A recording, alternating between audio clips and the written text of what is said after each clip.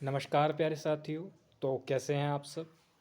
I hope कि सब एकदम बढ़िया होंगे और बहुत ही अच्छी तरीके से अपनी तैयारी कर रहे होंगे। तो चलिए भाई, एक बढ़िया सी क्लास की हम लोग शुरुआत करते हैं और अच्छी तरीके से चीज़ों को करेंगे, ठीक है? तो एक क्लास में आपको ऑलरेडी जो हमारा कंडीशनल सेंटेंस प्रैक्टिस बैच के अंदर चल रहा है, उसके अंदर मैं एक क्लास ऑलरेडी आपको करा चुका हूँ। और इस क्लास के अंदर हम कोशिश करेंगे कि जितने भी सारे क्वेश्चंस हैं वो करा देंगे। हाँ, क्लास थोड़ी बड़ी हो सकती है क्योंकि लगभग 30 क्वेश्चन हम इस क्लास में करने वाले हैं। तो आप समझ सकते हैं 20 क्वेश्चन जब हम करते हैं तब भी हमें 1 घंटे का समय लग जाता है। तो जब 30 क्वेश्चंस करेंगे तो थोड़ा सा ज़्यादा समय लगेगा, लेकिन पूरा का पूरा कंप्लीट कर लेंगे जितने भी क्वेश्चंस बचे हुए हैं, ठीक है? तो बिना टाइम वेस्ट किए क्लास को शुरू करते हैं। पहला क्वेश्चन आप लोगों के सामने है, इसका आंसर कीजिए। क्वेश्चन पढ़िए। कह रहा है put off the air conditioner unless you will catch a cold. तो अ कोल्ड जो वर्ड यहाँ पे दे रखा है, ये एक फ्रेज यूज की गई है जो कि जुखाम को दिखाती है। अगर किसी व्यक्ति को जुखाम वगैरह हो जाता है तो उसके लिए ये कोल्ड वगैरह आता है, खांसी जुखाम के लिए। बेसिकली कोल्ड एंड कफ बोलते हो ना, वही चीज।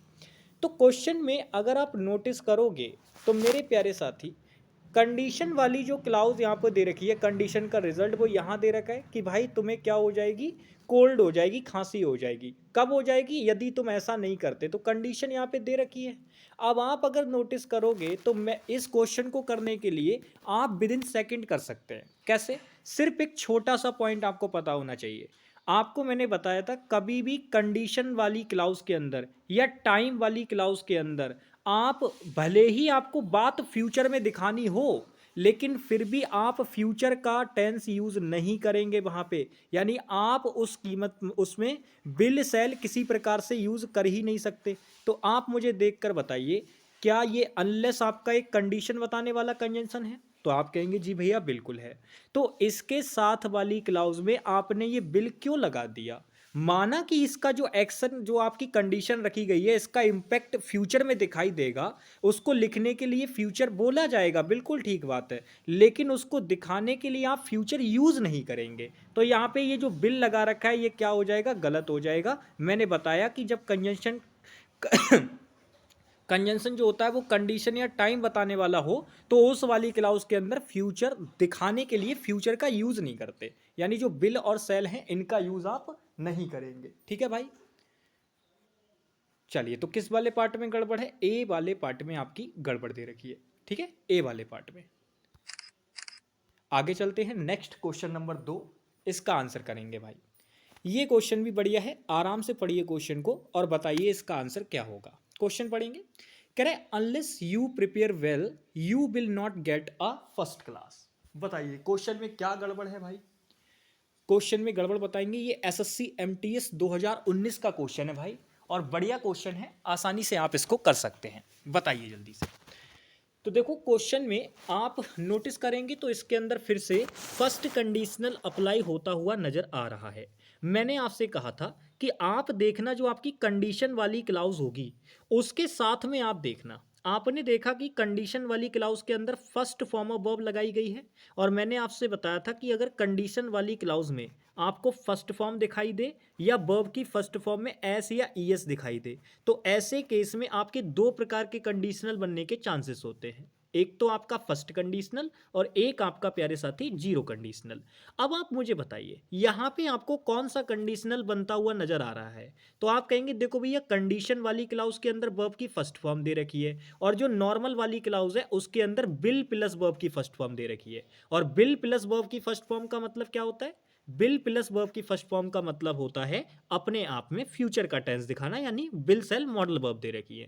तो मैंने आपको बताया था जब नॉर्मल वाली क्लाउज के अंदर बिल सेल नजर आ जाए तो फर्स्ट कंडीशनल होता है, और अगर सेम यही वाला टेंस यानी सिंपल प्रेजेंट ही अगर नजर आ जाए तो ऐसे केस में वो क्या हो जाता है? जीरो कंडीशनल हो जाता है। तो आप मुझे देखकर बताइए यहां फर्स्ट कंडीशनल अप्लाई हो रहा है? तो आप कहेंगे जी भैया जी बिल्कुल यहां फर्स्ट कंडीशनल अप्लाई हो रहा है। और अगर फर्स्ट कंडीशनल अप्लाई हो रहा है तो क्या क्वेश्चन में कोई गलती है? क्योंकि ऑप्शन में आपको नो एरर भी दिया गया है। अगर क्वेश्चन में कोई गलती ना मिले तो आप उसको मार्क कर सकते हैं। अब आपको मैं यहां पे बता दूं क्वेश्चन में कोई गलती नहीं है, क्वेश्चन अपने आप में बिल्कुल परफेक्ट है। नो एरर है, इसमें कोई गलती नहीं है। जिस बच्चे ने यहाँ पे गलती निकालने का प्रयास किया होगा वो फंस जाएगा भाई, क्योंकि क्वेश्चन के अंदर फर्स्ट कंडीशनल अप्लाई किया गया है, सीधे सीधे कंडीशन बनती हुई नजर आ रही है। अगर आप अच्छे से तैयारी नहीं करोगे, यदि तुमने अच्छे से तैयारी नहीं की तो तुम फर्स्ट क्लास से पास नहीं हो पाओगे। You can not get first class, तो तुम फर्स्ट नहीं आ पाओगे क्लास के अंदर। बिल्कुल ठीक बात है, अगर अच्छे से तैयारी नहीं करोगे तो फर्स्ट कैसे आओगे? तो कंडीशन वाली बात है, यहाँ पे कंडीशन बन रही है, और मैंने कहा था जब भी प्रेजेंट की कोई कंडीशन बन रही हो तो ऐसे केस में फर्स्ट कंडीशनल अप्लाई करते हैं। देखो लगाया हुआ है, तो इसका मतलब इस क्वेश्चन में कोई गलती नहीं है, नो एरर है। नेक्स्ट आ जाओ, ये क्वेश्चन भी बढ़िया है, इसका आंसर बताइए। ये सीपीओ टीयर 2 का क्वेश्चन है, क्वेश्चन पढ़ेंगे। कह रहे if I join a software company I am getting a good deal of experience. Question में आप देखो कंडीशन वाली क्लाउज कहाँ है, तो आप कहेंगे भैया ये, और ये वाली आपकी नॉर्मल क्लाउज है। अब आप मुझे देख के बताइए, जो हमारी कंडीशन वाली क्लाउज है इसके अंदर कौन सी वर्ब दे रखी है, तो आप देखेंगे इसके अंदर ज्वाइन वर्ब लगा रखी है, जो कि अपने आप में कौन सी फॉर्म है वर्ब की, फर्स्ट फॉर्म है। तो आप मुझे बताइए, जब कंडीशन वाली क्लाउज के अंदर वर्ब की फर्स्ट फॉर्म लगी हुई होती है, तो मैंने अभी क्या बताया था कि भाई दो प्रकार के कंडीशनल बनने के चांसेस होते हैं, एक तो फर्स्ट कंडीशनल और एक जीरो कंडीशनल। तो आप यहाँ पे मुझे देख के बताइए कि कौन सा कंडीशनल बन रहा होगा। तो आप कहेंगे देखो भैया जी, आपने बताया कि कंडीशन वाली क्लाउज के साथ यहाँ पे फर्स्ट फॉर्म ऑफ वर्ब दे रखी है। अब या तो दो ही चांसेस है, या तो यहाँ पे फर्स्ट कंडीशनल बनेगा या फिर जीरो कंडीशनल बनेगा। अब अगर यहाँ पे जीरो कंडीशनल बनेगा तो सिंपल प्रेजेंट होना चाहिए, और अगर यहाँ पे फर्स्ट कंडीशनल बनेगा तो फ्यूचर इंडेफिनिट होना चाहिए। लेकिन क्या दोनों में से कोई सा नजर आ रहा है नॉर्मल वाली क्लाउज के अंदर? बताओ देख के। तो आप कहेंगे नहीं भैया जी हमें तो नहीं आ रहा, इसका मतलब क्वेश्चन में गलती तो है। गलती तो यहाँ पे क्वेश्चन में है, ये तो बिल्कुल नहीं होगा। अब ये नहीं होगा तो आंसर तो हमने मार्क कर दिया कि भैया जी सी वाले पार्ट में इसमें क्या है, गलती है। अब मैं आपसे पूछना चाह रहा हूं कि क्या इसका सही वाला ऑप्शन कौन सा होगा। अगर मैं एक जगह ऑप्शन में आपको बिल गेट करके दे दूं, क्या ये वाला ऑप्शन ठीक होगा, या मैं आपको एक बी ऑप्शन और दे दूं और उसमें आई गेट करके दे दूं, तो दोनों में से आप कौन सा ठीक लगाएंगे? जल्दी से मुझे बताइए कौन सा ठीक लगाएंगे। तो आप कहेंगे देखो भैया जी, अगर हमने फ्यूचर अप्लाई किया तो फर्स्ट कंडीशनल बन जाएगा, और अगर हमने सिंपल प्रेजेंट अप्लाई किया तो ये जीरो कंडीशनल बन जाएगा।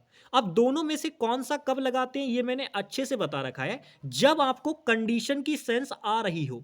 जब आपको कंडीशन की सेंस आ रही हो तो उस केस में आप फ्यूचर अप्लाई करना, और जब आपको बिल्कुल कोई कंडीशन की सेंस ना आ रही हो तो वहां पे आप सिंपल प्रेजेंट अप्लाई कर देना, क्योंकि इसी को कहा जाता है जीरो कंडीशनल। भाई जीरो का मतलब समझ रहे हो, कंडीशन है ही नहीं वहां पे, वो अपने आप में फैक्ट है, रियल सिचुएशन है, वो होगा ही होगा।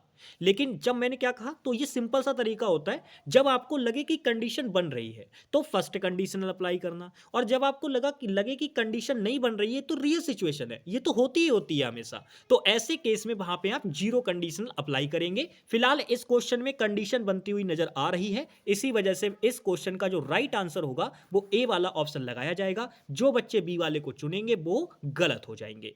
आगे बढ़ते हैं, नेक्स्ट क्वेश्चन नंबर 24, इसका आंसर बताइए। ये क्वेश्चन भी बढ़िया है, आराम से पढ़िएगा और बढ़िया तरीके से मुझे बताइए कि इसमें क्या गलती है। देखो क्वेश्चन कह रहा है the actor smiled to me when I entered the room as if she knew me. अब देखो क्वेश्चन में ना एक बहुत ही जबरदस्त सा क्वेश्चन है। ये क्वेश्चन ये कह रहा है कि भाई एक्टर ने मुझे स्माइल की when I entered the room, जब मैंने रूम में प्रवेश किया, ऐसे जैसे कि वह मुझे जानते थे। अब आप मुझे बताइए, स्माइल कब की? पास्ट में। जानते कब थे? पास्ट में। एंटर कब किया रूम में? पास्ट में। सारी चीजें दे रखी हैं। अब आप यहां पे देखो, आप ये तो जानते हो कि अगर यहां सेकंड फॉर्म ऑफ वर्ब है और यहां पे ये कंडीशन वाली क्लाउज दे रखी है, तो कंडीशन वाली क्लाउज के अंदर आपको क्या नजर आया? तो आप कहेंगे भैया न्यू, यानी सेकंड फॉर्म ऑफ वर्ब। अब आप मुझे बताइए, अगर आपकी कंडीशन वाली क्लाउज में सेकंड फॉर्म ऑफ वर्ब दे रखी है तो आपको इधर कौन सी वर्ब अप्लाई करनी पड़ेगी ये मुझे बताइए। मतलब अगर आपकी जो ये वाली क्लाउज दे रखी है कंडीशन वाली, उसके अंदर सेकंड फॉर्म ऑफ वर्ब है, तो आपको इधर कौन सी टेंस अप्लाई करना पड़ता है? तो आप कहेंगे देखो भैया जी, हमें अप्लाई करना पड़ता है वुड प्लस वर्ब की फर्स्ट फॉर्म।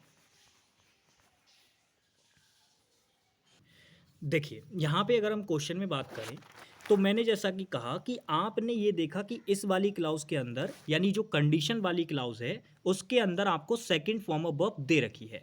अब आप जानते हैं कि अगर कंडीशन वाली क्लाउज के अंदर सेकंड फॉर्म ऑफ वर्ब नजर आ जाए तो यहाँ पे आपका सेकंड कंडीशनल जो होता है वो बन जाता है सेकंड कंडीशनल।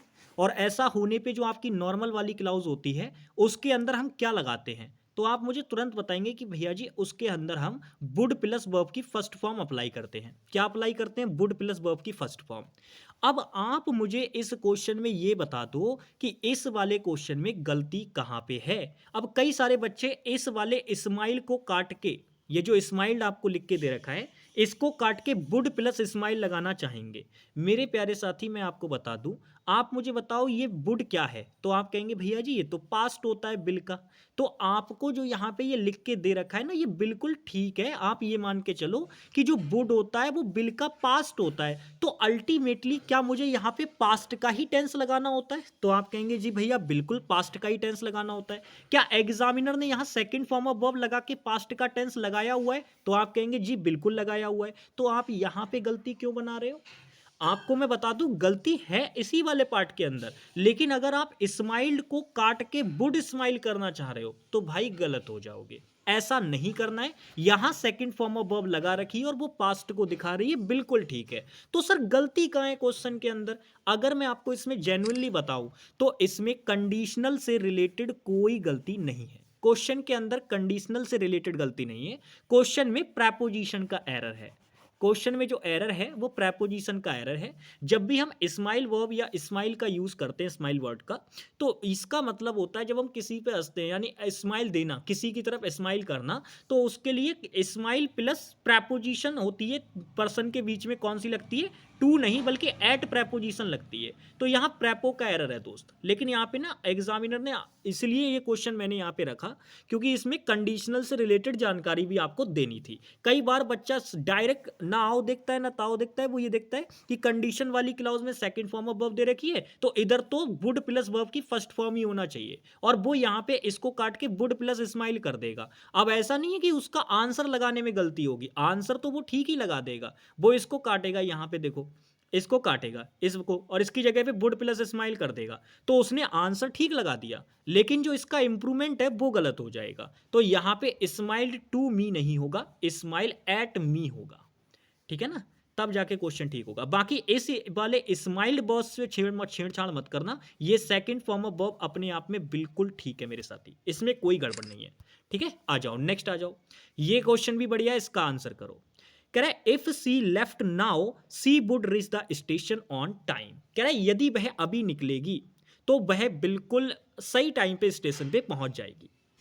वो बोल रहा है यदि वह अभी निकलती तो वो टाइम से स्टेशन पे पहुंच गई होती, कुछ इस प्रकार से वो बोल रहा है। तो यहाँ पे अगर आप देखोगे तो इफ वाली क्लाउज के साथ में आपको सेकंड फॉर्म ऑफ वर्ब नजर आ रही है और आगे आपको वुड प्लस वर्ब की फर्स्ट फॉर्म नजर आ रही है। यानी सिंपल सा अगर आप नोटिस करोगे तो यहाँ पे सेकंड कंडीशनल अप्लाई करके दिया हुआ है। और सेकंड कंडीशनल में मैंने आपको क्या बताया था? मैंने कहा था सेकंड कंडीशनल का जो यूज किया जाता है वो प्रेजेंट की ऐसी इमेजिनेशन को बताने के लिए किया जाता है, प्रेजेंट की एक ऐसी इमेजिनेशन को बताने के लिए किया जाता है जिसका आप ये मानो उसके होने के चांसेस नहीं है, बस आप केवल इमेजिन कर सकते हो, वो होगा नहीं, उसका कोई चांस नहीं है बिल्कुल भी होने का।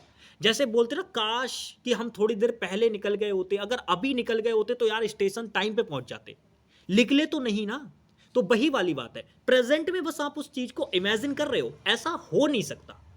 ना आप अभी निकले ना आप स्टेशन टाइम पे पहुंचोगे, ये वाली बात। तो यहां पे क्वेश्चन में अगर हम बात करें तो ये सेकंड कंडीशनल अप्लाई करके दे रखा है। इफ वाली क्लाउज में सेकंड फॉर्म ऑफ वर्ब लगा रखी है और नॉर्मल वाली क्लाउज में वुड प्लस वर्ब की फर्स्ट फॉर्म लगा रखी है। यानी कि अपने आप में दिया गया क्वेश्चन बिल्कुल एकदम ठीक है, कोई गलती क्वेश्चन में नहीं है।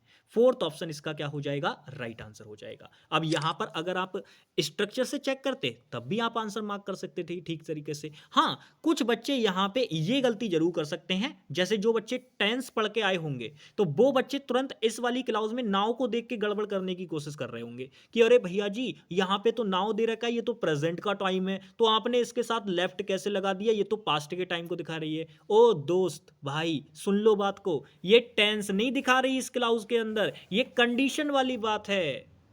ऐसे तो टेंस में मैंने आपको बताया था कि सी के साथ वॉज आता है और दे के साथ बर आता है, लेकिन कंडीशन में तो कोई भी दिक्कत नहीं। अगर आपने सी भी लिखा है तो उसके लिए भी आप बर ही लगाओगे, वॉज नहीं लगा सकते। तो भैया टेंस और कंडीशन थोड़ा सा अलग चलते हैं ये दोनों। और आप कहोगे तो भैया आपने पीछे वाली क्लाउज में फिर वो क्यों नहीं किया, वुड क्यों नहीं किया? मेरे दोस्त कंडीशन वाली क्लाउज बस इतनी होती है, कंडीशन वाली क्लाउज। यहां पर भी यही था, कंडीशन वाली क्लाउज में मैंने कोई छेड़छाड़ थोड़ी ना की थी। ये देखो एज इफ कंजंक्शन दे रखा है कंडीशन वाला, तो कंडीशन वाली क्लाउज केवल इतनी थी। ये तो नॉर्मल वाली क्लाउज थी, तो इसको टेंस के अकॉर्डिंग ही फॉलो कराना पड़ेगा हमें।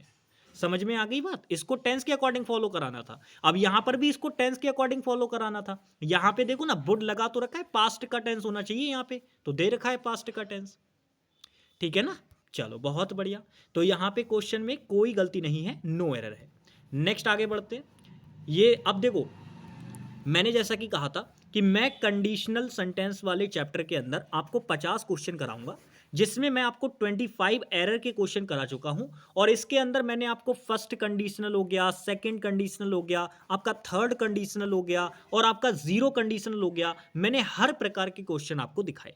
मैंने इन्वर्जन वाले भी क्वेश्चन आपको दिखाए, यानी इवन जितने भी प्रकार के क्वेश्चन होते हैं मैंने सारे प्रकार के क्वेश्चन आपको इसके अंदर दिखाए। अब आप ये मान के चलिए कि आज की जो क्लास अब आगे आएगी उसके अंदर हम लोग इंप्रूवमेंट के क्वेश्चन देखेंगे। और अगर आपने एरर के क्वेश्चन ठीक तरीके से किए हैं तो आप इंप्रूवमेंट को बहुत चुटकियों में बना के ले जाओगे। ठीक है, चलो शुरू करते हैं। पहला क्वेश्चन आपके सामने, करो इसका आंसर। अब देखो, इसमें ना पूरा का पूरा सेंटेंस ही आपको इंप्रूव करने के लिए बोल दिया, यानी पूरा का पूरा सेंटेंस ही आपको इंप्रूव करना है। कैसे करेंगे बताइए? देखो, यहां से आपको बताना है, यहां से एटनबरो से लेके यहां आगे तक का, यहां तक, ये हाँ यहां तक आपको लेके आना है। अब देखो, ये क्वेश्चन अगर आपने अभी एरर वाली क्लास अगर देखी होगी अच्छे से, तो वहां मैंने आपको सीधे बताया था कि भैया टेंस और कंडीशन दोनों अलग चलते हैं। टेंस में अगर सिंगुलर सब्जेक्ट होगा तो उसके अकॉर्डिंग सिंगुलर वर्ब आएगी, प्लूरल सब्जेक्ट होगा तो उसके अकॉर्डिंग प्लूरल वर्ब आएगी। खासकर पास्ट के सेंस में मैं बात कर रहा हूं, पास्ट के सेंस में। पास्ट के टेंस में ऐसा होगा, कहीं प्रेजेंट में करने लग जाओ कि भैया जी आपने बताया था ऐसा, मैं पास्ट के लिए बता रहा हूं। लेकिन कंडीशन में कोई फर्क नहीं पड़ता, चाहे सब्जेक्ट सिंगुलर हो चाहे प्लूरल हो। पास्ट में आप जब भी बात होगी कंडीशन की तो आप उसके लिए वर का ही यूज करेंगे। यानी सेकंड फॉर्म ऑफ वर्ब अगर आपको लगानी पड़ी तो आप कभी भी कंडीशन के मामले में वॉज नहीं लगाएंगे। हालांकि होती वो भी सेकंड फॉर्म ऑफ वर्ब है, पर आप यूज नहीं करेंगे, आप हमेशा वर का यूज करेंगे। तो आप जरा मुझे देख के बताइए कि इस वाले क्वेश्चन के अंदर यहां वुड हैव बीन दे रखा है, तो इसका मतलब आंसर में वुड हैव बीन तो होना चाहिए, यहां तो नहीं दे रखा। गलत हो गई बात। अच्छा, अब आगे अगर आप नोटिस करोगे तो मेरे प्यारे साथी एक चीज आप और देखो, यहां कंडीशन वाली क्लाउज के अंदर, क्योंकि इफ कंडीशन बताने वाला कंजंक्शन होता है, अगर यहां पे इफ कंजंक्शन दे रखा है तो इस वाली क्लाउज में मुझे सेकंड फॉर्म ऑफ वर्ब चाहिए। अब आप देखो, ये पास्ट की बात कर रहा है, लेकिन मैंने अभी बताया कि अगर हमें पास्ट की कंडीशन की बात करनी होती है तो भाई सेकंड फॉर्म ऑफ वर्ब हम अप्लाई तो करते हैं, लेकिन वो कभी भी वॉज अप्लाई नहीं करेंगे। चाहे सब्जेक्ट सिंगुलर हो प्लूरल हो, हमें वर ही अप्लाई करना पड़ेगा। तो आप मुझे देख के बताओ, यहां वॉज लगा रखा है, नहीं चलेगा काम। अब यहां पे देखो, क्वेश्चन के अंदर यहां पे नो इंप्रूवमेंट हो नहीं सकता, क्योंकि ऊपर क्या दे रखी है, गलती दे रखी है। तो तीन ऑप्शन जैसे ही हमारे उड़े, जो ऑप्शन बच गया वही हमारा राइट आंसर है, यानी बी वाला ऑप्शन। क्वेश्चन सेंटेंस इंप्रूवमेंट का क्वेश्चन करने का सबसे बढ़िया तरीका होता है कि आप ऑप्शन को ना एलिमिनेट करो। ऑप्शन को एलिमिनेट करोगे, तीन ऑप्शन कट जाएंगे, एक बच जाएगा, वही आपका आंसर हो जाएगा। अब उसको एलिमिनेट करने के लिए आपको वेरियस कॉन्सेप्ट्स का यूज करना पड़ेगा। लाइक अगर मैं बात करूं तो इसमें मैंने यहां से ही देख लिया था कि भाई वुड हैव प्लस वर्ब की थर्ड फॉर्म दे रखा है, तो आंसर में वुड हैव तो होगा ही होगा, क्योंकि यहां पे पास्ट दे रखा है। क्योंकि मैंने आपको बताया था ना, सेकंड कंडीशनल में क्या होता है, अगर इफ वाली क्लाउज में सेकंड फॉर्म ऑफ वर्ब दे रखा है तो भैया इधर वाली क्लाउज में वुड प्लस वर्ब की फर्स्ट फॉर्म होना चाहिए या नहीं होना चाहिए। अब देखो, यहां पे दे तो रखा है, यहां पे दे रखा है देखो, बट लेकिन आप यहां पे देखो बिल लगा दिया था, तो इस वजह से मैंने ये ऑप्शन उड़ा दिया इस बात से। फिर मैंने यहां पे ये देखा कि यार कुछ भी हो जाए, कंडीशन वाली क्लाउज के अंदर कभी भी वॉज तो आ ही नहीं सकता, आएगा बर ही हमेशा, तो मैंने ये भी उड़ा दिया। अब मैंने देखा यहां पर भी ऐसा ही दे रखा है, मतलब ये भी गलत हो गया। फिर मैंने यहां पे देखा कि तीन ऑप्शन उड़ गए तो एक ही तो बचा, तो जो बच गया वही हमारा क्या हो जाएगा, आंसर हो जाएगा। अब इस क्वेश्चन में अगर आपने एक बात नोटिस की होगी तो वो ये कि इस क्वेश्चन को हमने एक भी बार पढ़ा भी नहीं, सिर्फ केवल ऑप्शन से ही इस क्वेश्चन का उड़ा दिया हमने, बढ़िया तरीके से खत्म कर दिया क्वेश्चन को। बाकी आप पढ़ के करना चाहते थे तो पढ़ के भी कर सकते थे। अब आ जाओ नेक्स्ट क्वेश्चन पे। ये CHSL 2022 का क्वेश्चन है। क्वेश्चन बढ़िया है, क्वेश्चन को पढ़ेंगे। कह रहा है if they are going out surely we will follow them. अब देखो आपको ना जो इंप्रूवमेंट वाले क्वेश्चन है उनको करने में तो और आसानी होगी। कैसे? आप यहां से आइडिया लो, क्योंकि आपको पता है कि ये वाला जो पार्ट है वो तो फिक्स है, इसको तो चेंज नहीं करना ना। आपको सीधे सीधे अंडरलाइन करके दे रखा है कि भैया ये वाले पार्ट को आपको इंप्रूव करना है, तो इस वाले पार्ट से कोई मतलब नहीं, तो इसकी रेफरेंस लेके आप चेंज करो। आप देखो कि इसमें बिल प्लस वर्ब की फर्स्ट फॉर्म दे रखा है। क्या आप नहीं जानते कि बिल प्लस वर्ब की जो फर्स्ट फॉर्म वाला कॉम्बिनेशन होता है वो किस कंडीशनल के अंदर होता है? तो आप तुरंत मुझे बता देंगे कि भैया जी ये होता है आपका फर्स्ट कंडीशनल के साथ। तो फर्स्ट कंडीशनल बनाने के लिए कंडीशन वाली क्लाउज के अंदर आपको क्या लगाना पड़ेगा? फर्स्ट कंडीशनल बनाने के लिए कंडीशन वाली क्लाउज के अंदर आपको क्या लगाना पड़ेगा? तो आप कहेंगे भैया जी सिंपल प्रेजेंट टेंस। क्या लगाना पड़ेगा? Simple present. तो बस कर दो सिंपल प्रेजेंट अप्लाई, क्वेश्चन आपका ठीक हो जाएगा। तो आप मुझे देख के बताओ सिंपल प्रेजेंट कहां नजर आ रहा है, कौन से वाले ऑप्शन में सिंपल प्रेजेंट नजर आ रहा है? तो आप देख के बताएंगे यहां पास्ट दे रखा है, यहां भी पास्ट दे रखा है, ऊपर आर गोइंग यानी प्रेजेंट कॉन्टिन्यूस दे रखा है, नहीं चाहिए हमें, सिंपल प्रेजेंट चाहिए। और वो केवल केवल हमें किस में नजर आ रहा है? बस केवल बी वाले ऑप्शन में। तो यही हमारा क्या हो जाएगा? राइट आंसर हो जाएगा। सिंपल है ना, बहुत आसानी से हो जाएगा। आप ये मान के चलो इंप्रूवमेंट वाले क्वेश्चंस को करने में और आसानी होगी आपको, बस चीजें देखते हुए चलो। नेक्स्ट आ जाओ, ये वाला क्वेश्चन भी बढ़िया है, इसका आंसर करो।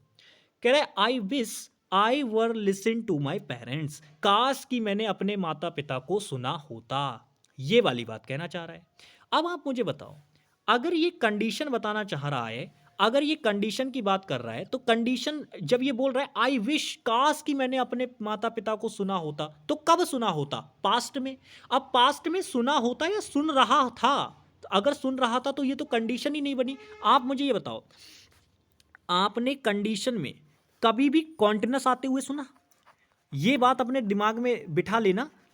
जब भी कंडीशन बताने की बात होगी, कॉन्टिन्यूस टेंस का कोई रोल नहीं रहता कंडीशनल के अंदर। कभी भी आप देखना, कंडीशनल का क्वेश्चन कभी भी आएगा तो उसमें कॉन्टिन्यूस का कोई रोल नहीं मिलेगा। आप मुझे बताओ, मैंने आपको चारों कंडीशनल पढ़ाए, क्या किसी भी स्ट्रक्चर के अंदर मैंने आपको कॉन्टिन्यूस टेंस बताया? नहीं ना। तो बस ये याद रखना, कॉन्टिन्यूस टेंस कंडीशनल में नहीं आएगा। अब आप यहाँ पे देखो, कंडीशनल के लिए कॉन्टिन्यूस ही तो दे रखा है, तो क्या ये आएगा? नहीं, तो नो इंप्रूवमेंट नहीं हो सकता।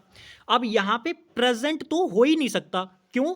क्योंकि आई विश अपने आप में जब भी कंडीशनल बनाएगा, ये बात दिमाग में रख लेना, आई विश या आपका कभी भी एज विश करके कोई भी अगर आपका कंडीशनल बने, आई विश या बी विश करके, तो ये दिमाग में याद रख लेना, ये हमेशा पास्ट की कंडीशन बताता है, पास्ट की कंडीशन। ठीक है, ये बात दिमाग में फिट कर लेना, ये हमेशा कौन सी कंडीशन बताता है? पास्ट की कंडीशन। आई विश या बी विश कुछ भी दे सकता है दोनों में से। तो फिलहाल अब इस क्वेश्चन का आंसर क्या होगा? तो आप कहेंगे देखो भैया हैव भी प्रेजेंट दिखाता है, एम भी प्रेजेंट दिखाता है, हमें तो पास्ट चाहिए, तो वो केवल केवल हमें किस में नजर आ रहा है? बस केवल डी वाले ऑप्शन में, क्योंकि 3 उड़ गए, एक ही बचा है डी वाला, तो यही हमारा क्या हो जाएगा? राइट आंसर हो जाएगा। तो आई विश के साथ में हमेशा याद रखना है कौन सी कंडीशन बनती है? पास्ट वाली कंडीशन बनती है। नेक्स्ट आ जाओ, इस क्वेश्चन का आंसर करो। कह रहा है unless we are not sure of our goals we can not achieve them. कह रहा है यदि जब तक हम अपने गोल्स को लेके श्योर नहीं होते हैं तब तक हम उन्हें प्राप्त नहीं कर सकते, ऐसे करके बोल रहा है। तो आप मुझे एक बात बताओ, अनलेस एक कंजंक्शन है, सभी लोग जानते हैं। मैंने जितनी भी बातें इसके बारे में बताई हैं जरा मुझे बताओ। तो आप कहेंगे भैया आपने बताया था कि जो अनलेस कंजंक्शन होता है ये अपने आप में कंडीशन को दिखाने वाला कंजंक्शन होता है। दूसरी चीज ये अपने आप में निगेटिव कोनोटेशन का कंजंक्शन होता है। अब ये निगेटिव कोनोटेशन से क्या मतलब है? निगेटिव कोनोटेशन से मतलब है कि इसके साथ वाली क्लाउज के अंदर, इसके साथ वाली क्लाउज के अंदर जो ये दे रखी है ना, ये वाली क्लाउज, इसके साथ वाली क्लाउज के अंदर आप किसी भी कीमत पे निगेटिव एडवर्ब का यूज नहीं कर सकते, क्योंकि ये ऑलरेडी निगेटिव है, तो अपने आप में जो मीनिंग बनाएगा ना पूरी क्लाउज का, वो निगेटिव ही बनाएगा। आपको अलग से कोई एडवर्ब लगाने की जरूरत नहीं है जो कि नेगेटिव मीनिंग कंसीडर करे। तो आपने यहां पे नॉट क्यों लगा रखा है, इसका मतलब नॉट तो नहीं आएगा। अच्छा, एक गलती और भी अगर आप देख पा रहे होगे तो वो भी है, भाई मैंने आपको बताया था बी की फॉर्म के बाद या तो थर्ड फॉर्म आएगी या फिर आईएनजी वाली फॉर्म आएगी, और यहां पे ये श्योर जो है वो एडजेक्टिव के रूप में काम कर रहा है, ये भी ध्यान रखना, ठीक है ना। तो यहां पे ऐसे नहीं बोलेंगे, फिलहाल जो चीज दे रखी है हमें यहां पे, ये जो श्योर है ना, इसको वर्ब की फर्स्ट फॉर्म समझने की गलती मत करना। कई बच्चे इसको वर्ब समझ लेंगे, वर्ब नहीं है ये मेरे प्यारे साथी क्या है, एडजेक्टिव है। ये बी के बारे में क्या बता रहा है, इंफॉर्मेशन बता रहा है, और बी कौन है, प्रोनाउन। प्रोनाउन के बारे में इंफॉर्मेशन एडजेक्टिव ही देगा भाई, नाउन और प्रोनाउन के बारे में जो इंफॉर्मेशन देता है वो एडजेक्टिव होता है। तो श्योर यहाँ पे एडजेक्टिव है। फिलहाल हमें निगेटिव नहीं बताना था तो नॉट नहीं लगाएंगे, यानी नो इंप्रूवमेंट तो नहीं होगा, क्योंकि ऊपर गलती हो रखी है, ऊपर क्या हो रखी है, गलती। अब तीन ऑप्शन बचे, तो इसमें से कौन सा लगाएं, क्या एक्सेप्ट इफ कर दें, कोई मतलब नहीं है, लॉजिक नहीं बनेगा, क्योंकि फिर से वही वाली बात नॉट आ जाएगा, तो ये नहीं बनेगा। अच्छा, नॉट अंटिल कर दे, क्या भाई अंटिल मैंने बताया था निगेटिव कंजंक्शन होता है, तो फिर से इसके साथ नॉट लगा दिया, बल्कि हमें तो कंडीशन वाली बतानी थी, ये तो टाइम वाली आपका कंजंक्शन है, तो ये भी नहीं होगा। अब कंडीशन वाला कंजंक्शन मुझे केवल एक ही ऑप्शन में नजर आ रहा है, क्योंकि मेरे तीन तो ऑप्शन चले ही गए, केवल एक ही ऑप्शन बचा है सी वाला, जो कि एकदम राइट हो जाएगा। अब इसको वेरीफाई करना है तो वेरीफाई कर लो। देखो, अनलेस नेगेटिव कंजंक्शन है तो नॉट या नेवर जैसी कोई नेगेटिव एडवर्ब नहीं दिखनी चाहिए, इसके साथ नहीं दिख रही है। अच्छा, आगे अगर हम देखें तो बी आर, आर श्योर। अब आर श्योर यानी ये आर यहाँ पे लिंकिंग वर्ब है, बी सब्जेक्ट है, उसके बारे में इंफॉर्मेशन श्योर दे रखी है, तो बिल्कुल ठीक है। ये वाला जो एकमात्र पार्ट है जो अपने आप में बिल्कुल ठीक दे रखा है, तो यही हमारा क्या हो जाएगा, आंसर हो जाएगा। इस क्वेश्चन को लगाने के लिए आप बहुत आसानी से लगा सकते थे, केवल आपको ये देखना था कि अनलेस यहाँ पे कंडीशन बताने वाला कंजंक्शन है, एक्सेप्ट इफ भी होता है, लेकिन मैंने क्या कहा, यहाँ पे नॉट लगा दिया, नॉट के साथ कंडीशन नहीं बनाएंगे, यहाँ पे गलत हो जाएगा क्वेश्चन फिर, ठीक है। चलो बहुत बढ़िया, और ये टाइम कंजंक्शन है आपका अंटिल। चलो नेक्स्ट चलते हैं, ये क्वेश्चन भी बढ़िया है, इसका आंसर बताओ क्या होगा। क्वेश्चन पढ़ो, कह रहे if you are not able to go out did not worry. अगर तुम बाहर जाने के योग्य नहीं हो तो तुम्हें चिंता करने की जरूरत नहीं है। ये सीजीएल का क्वेश्चन है, लेकिन आप मुझे बताइए इस क्वेश्चन का आंसर आप कैसे करेंगे। तो आपको याद होगा बहुत अच्छे से, मैंने आपसे कहा था कि अगर किसी भी कीमत पे इफ वाली क्लाउज के अंदर आपको सिंपल प्रेजेंट टेंस देखने के लिए मिले, या कंडीशन वाली क्लाउज के अंदर इफ तो मैं स्टैंडर्ड कंजंक्शन लेके चलता हूं, मैं बस आपको ये बता रहा हूं कि अगर इफ वाली क्लाउज के अंदर, जिसे हम कंडीशन वाली क्लाउज भी बोलते हैं, इसके अंदर अगर आपको सिंपल प्रेजेंट टेंस देखने को मिले, कौन सा, सिंपल प्रेजेंट टेंस, तो आप ये बात दिमाग में बिठा लो, इससे आपके दो प्रकार के कंडीशन बनने के चांसेस रहते हैं फिर, या तो आपका फर्स्ट कंडीशनल या आपका जीरो कंडीशनल। अब मैंने कहा जीरो कंडीशनल तब बनेगा जब नॉर्मल वाली क्लाउज के अंदर भी आप क्या कर दें, सिंपल प्रेजेंट ही अप्लाई कर दें। नॉर्मल वाली क्लाउज के अंदर भी अगर आपने सिंपल प्रेजेंट अप्लाई कर दिया तो वो अपने आप में क्या बन जाएगा, जीरो कंडीशनल बन जाएगा। और अगर आपने क्लाउज के अंदर, नॉर्मल वाली क्लाउज के अंदर अगर आपने बिल सेल यूज कर लिया तो फिर वो क्या बन जाएगा, तो फिर वो बन जाएगा अपने आप में फर्स्ट कंडीशनल। क्या बन जाएगा, फर्स्ट कंडीशनल। अब आप क्वेश्चन में देख के मुझे बताओ, इफ वाली क्लाउज के अंदर आपको आर यूज करके दे रखा है, इज, आर, एम, ये सारी की सारी अपने आप में क्या है, बी की फॉर्म है। बी अपने आप में जो फॉर्म होती है वो प्रेजेंट को दिखाती है, क्योंकि पास्ट में दिखाना है तो हमें उसको बीन बनाना पड़ेगा, तो ये प्रेजेंट को ही दिखाती है। इसका मतलब सिंपल प्रेजेंट इफ वाली क्लाउज में दे रखा है। अब या तो यहां फर्स्ट कंडीशनल बनेगा या जीरो कंडीशनल बनेगा। तो वो बोल रहा है ना, यदि तुम बाहर जाने के योग्य नहीं हो तो तुम्हें चिंता करने की जरूरत नहीं है। अब इफ के साथ में सिंपल प्रेजेंट लगाने का मतलब है कि बात जो कंडीशन है वो है तो प्रेजेंट की, क्योंकि मैंने आपको बताया था चाहे आप फर्स्ट कंडीशनल यूज करें, चाहे जीरो कंडीशनल यूज करें, चाहे सेकंड कंडीशनल यूज करें, ये तीनों की तीनों सिचुएशन ऐसी होती हैं, प्रेजेंट की होती हैं ये तीनों की तीनों। तो भैया इसका जो कंक्लूजन निकलेगा वो भी तो प्रेजेंट में ही निकलेगा या फ्यूचर में निकलेगा जाके। ऐसा तो है नहीं कि पास्ट में चला जाएगा। तो यहां पे डिड नॉट वरी जो कर रखा है ये गलत है, डिड नॉट वरी नहीं होगा, डू नॉट वरी होगा। अब यहां पे डोंट वरीड कर दिया, भाई डू, डज, डिड, ये तीनों अगर हेल्पिंग वर्ब का काम करती हैं तो इनके बाद बेस फॉर्म ऑफ वर्ब आती है, पर यहाँ थर्ड फॉर्म लगा दी। नो इंप्रूवमेंट लगा नहीं सकते क्योंकि ऊपर गड़बड़ है। बरिंग नॉट डायरेक्ट भी नहीं कर सकते क्योंकि मैंने आपको बताया था आईएनजी वाली फॉर्म अगर आपको एक्शन वर्ब के रूप में उससे काम कराना है तो उससे पहले आपको कोई ना कोई हेल्पिंग वर्ब लगानी पड़ेगी, पर यहाँ तो आपने डायरेक्ट लगा दी, तो ये भी आंसर नहीं होगा। अब आपका जो क्वेश्चन है इसका एक ही आंसर बचा हुआ है, डी वाला ऑप्शन, तो यही हमारा क्या हो जाएगा, राइट आंसर। चलिए बहुत बढ़िया, आगे चलते हैं भाई। ये रहा नेक्स्ट क्वेश्चन नंबर 6, इसका आंसर करो।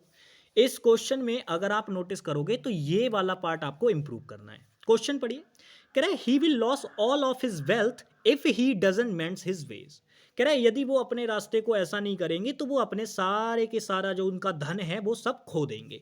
तो कंडीशन तो है, बिल्कुल समझ में आ रहा है, देखते ही कंडीशन पता चल रही है। और कंडीशन पता चल रही है तो आप ये देखो भैया, आपको पार्ट ये वाला इंप्रूव करना है। इसका मतलब इधर वाली चीजें फिक्स है, ये जो इधर वाली चीजें दे रखी हैं इसका मतलब ये फिक्स है क्योंकि आपको ये वाला पार्ट इंप्रूव करना है। तो आप इसकी रेफरेंस लो, आप देखो जो नॉर्मल वाली क्लाउज है उसके अंदर बिल प्लस वर्ब की फर्स्ट फॉर्म दे रखी है, तो इफ वाली क्लाउज के अंदर क्या होना चाहिए, तो आप कहेंगे भैया जी आपने हमें सीधे सीधे बताया है कि बिल प्लस वर्ब की फर्स्ट फॉर्म जब हमें दे रखी होती है तो ये अपने आप में फर्स्ट कंडीशनल होता है, और फर्स्ट कंडीशनल होने का मतलब है कि जो आपकी कंडीशन वाली क्लाउज होगी उसके अंदर हमें लगाना पड़ेगा सिंपल प्रेजेंट। तो बस सिंपल प्रेजेंट अप्लाई कर दो, आपका क्वेश्चन जो है वो कैसा हो जाएगा, ठीक हो जाएगा भाई। अब देखो कहां पे दे रखा है, तो आप देखोगे यहां पे दे तो रखा है, ही के साथ में डज आना चाहिए, बिल्कुल ठीक है, लेकिन यहां पे ना जो मेन वर्ब लगाने में है वो गलती कर रखी है, क्योंकि आपने जब यहां डज लगा दिया तो आपको यहां पे एस या यस वाली फॉर्म लगाने की जरूरत नहीं है, लेकिन एग्जामिनर ने लगा रखी है। तो भाई ये गलत हो गया, क्योंकि मैंने आपको बताया है डू डज डिड ये कभी भी हेल्पिंग वर्ब का काम करती हैं तो इनके साथ जो आती है वो बेस फॉर्म ऑफ वर्ब आती है, फर्स्ट फॉर्म ऑफ वर्ब आती है, पर आपने एस या यस वाली फॉर्म लगा रखी है जिसे हम आसानी के लिए फिफ्थ फॉर्म ऑफ वर्ब भी बोल देते हैं। तो इसका मतलब ये तो नहीं आएगी, ये नहीं आएगी, तो भाई अब हो गई गलती, यानी नो इंप्रूवमेंट, तो आंसर नहीं बनेगा।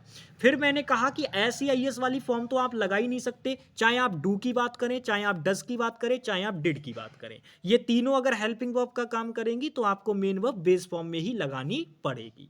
अच्छा, अब अगर बी वाले ऑप्शन की तरफ मैं देखूं तो मेरे प्यारे साथी मैं डू तो वैसे भी नहीं लगा सकता, क्यों, क्योंकि मेरा जो सब्जेक्ट है वो सिंगुलर है। अगर सब्जेक्ट सिंगुलर है तो मुझे वर्ब भी कैसी लगानी पड़ेगी, सिंगुलर। अच्छा, वो नियम जो मैंने बताया था कि हर कीमत पे बर ही लगेगा, वो पास्ट के लिए था केवल, उसको प्रेजेंट पे अप्लाई मत करना, बात गलत हो जाएगी। तो यहां पे डू वाला ऑप्शन भी नहीं आएगा। अब आप अगर ध्यान से नोटिस कर पा रहे होगे तो 3 ऑप्शन हम खत्म कर चुके हैं, और 3 ऑप्शन जैसे ही कट गए तो एक ही तो बचा, जो बच गया वही आपका क्या हो जाएगा, फिर आंसर हो जाएगा, यानी सी वाला ऑप्शन आपका राइट आंसर है। नेक्स्ट आ जाओ, ये रहा क्वेश्चन नंबर 7, इसकी बात करेंगे।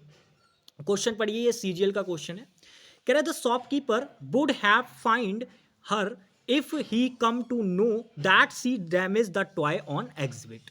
तो बोल रहे शॉपकीपर के द्वारा उसको फाइन किया जाता यदि वह जान जाता कि उसने एक टॉय को डैमेज किया है जो एग्जिबिट किया गया था। अच्छा, अब अगर क्वेश्चन में आप नोटिस करोगे तो इसमें जो आपको इंप्रूव करना है वो मेरे प्यारे साथी आपको इंप्रूव करना है ये वाला पार्ट, ये वाला पार्ट आपको इंप्रूव करना है।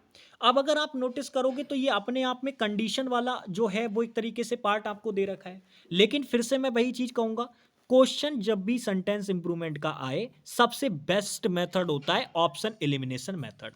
आप देखो कि क्वेश्चन में यहां पे तो कोई गलती नहीं है।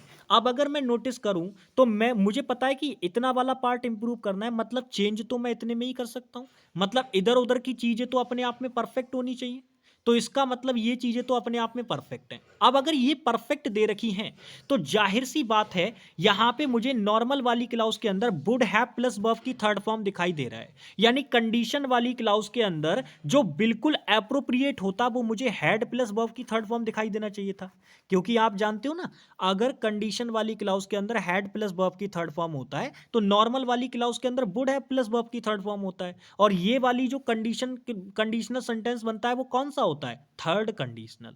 कौन सा कंडीशनल बनता है, थर्ड कंडीशनल। तो मैंने आपको बता रखा है, लेकिन क्वेश्चन में ऐसा नहीं किया गया। क्वेश्चन में आपको वो ऑप्शन ही नहीं दिया गया। लेकिन हाँ, एग्जामिनर ने आपको यहाँ पे सेकंड कंडीशनल बनाने की कोशिश की। पर मेरे भाई, अगर आपको सेकंड कंडीशनल ही यहाँ पे अप्लाई करना था तो वुड फाइंड बोलना चाहिए था ना। ये वुड हैव फाइंड देने की क्या जरूरत है फिर तुमको? थर्ड कंडीशनल अगर अप्लाई ही करा रहे हो तो ठीक से अप्लाई कराओ। तो ये क्वेश्चन में थर्ड कंडीशनल अगर अप्लाई कराओगे तो इफ वाली क्लाउज में हैड प्लस वर्ब की थर्ड फॉर्म लगाना पड़ेगा। क्योंकि नॉर्मल वाली क्लाउज में भी देखो ना, ये वुड हैव प्लस वर्ब की थर्ड फॉर्म दे रखा है और मैंने बढ़िया तरीके से पढ़ाया हुआ है आपको सारी चीजें। तो इस क्वेश्चन का जो एप्रोप्रिएट आंसर बनेगा वो ये वाला बनेगा, लेकिन एग्जामिनर ने ये वाला नहीं दिया है। एग्जामिनर ने इसको सेकंड कंडीशनल की तरीके से चला है। तो सेकंड कंडीशनल की तरीके से चलोगे तो कम तो बिल्कुल नहीं आ सकता, यानी नो सब्स्टिट्यूशन नहीं होगा। इसके हिसाब से मैं बता रहा हूं एग्जामिनर ने कौन सा आंसर बनाया है। एग्जामिनर ने आंसर बनाया है थर्ड वाला।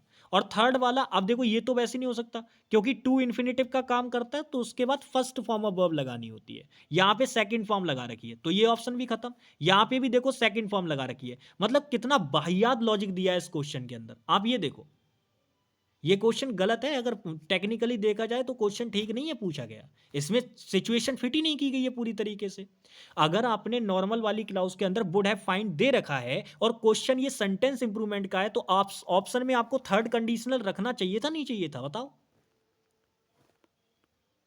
तो कोई बात नहीं है फिलहाल, लेकिन ऑप्शन के अनुसार जो आंसर आपका बनेगा वो यही बनेगा, थर्ड वाला। और इसको बहुत आसानी से बना सकते हो। मैं पूरी तरीके से वेरीफाई कर सकता हूं कि ऑप्शन के अनुसार जो इसका आंसर बनेगा वो यही बनेगा। पता है कैसे? ही आपका सिंगुलर सब्जेक्ट है। क्या इसके अकॉर्डिंग आप प्लूरल वर्ब लगा सकते हो? बताओ।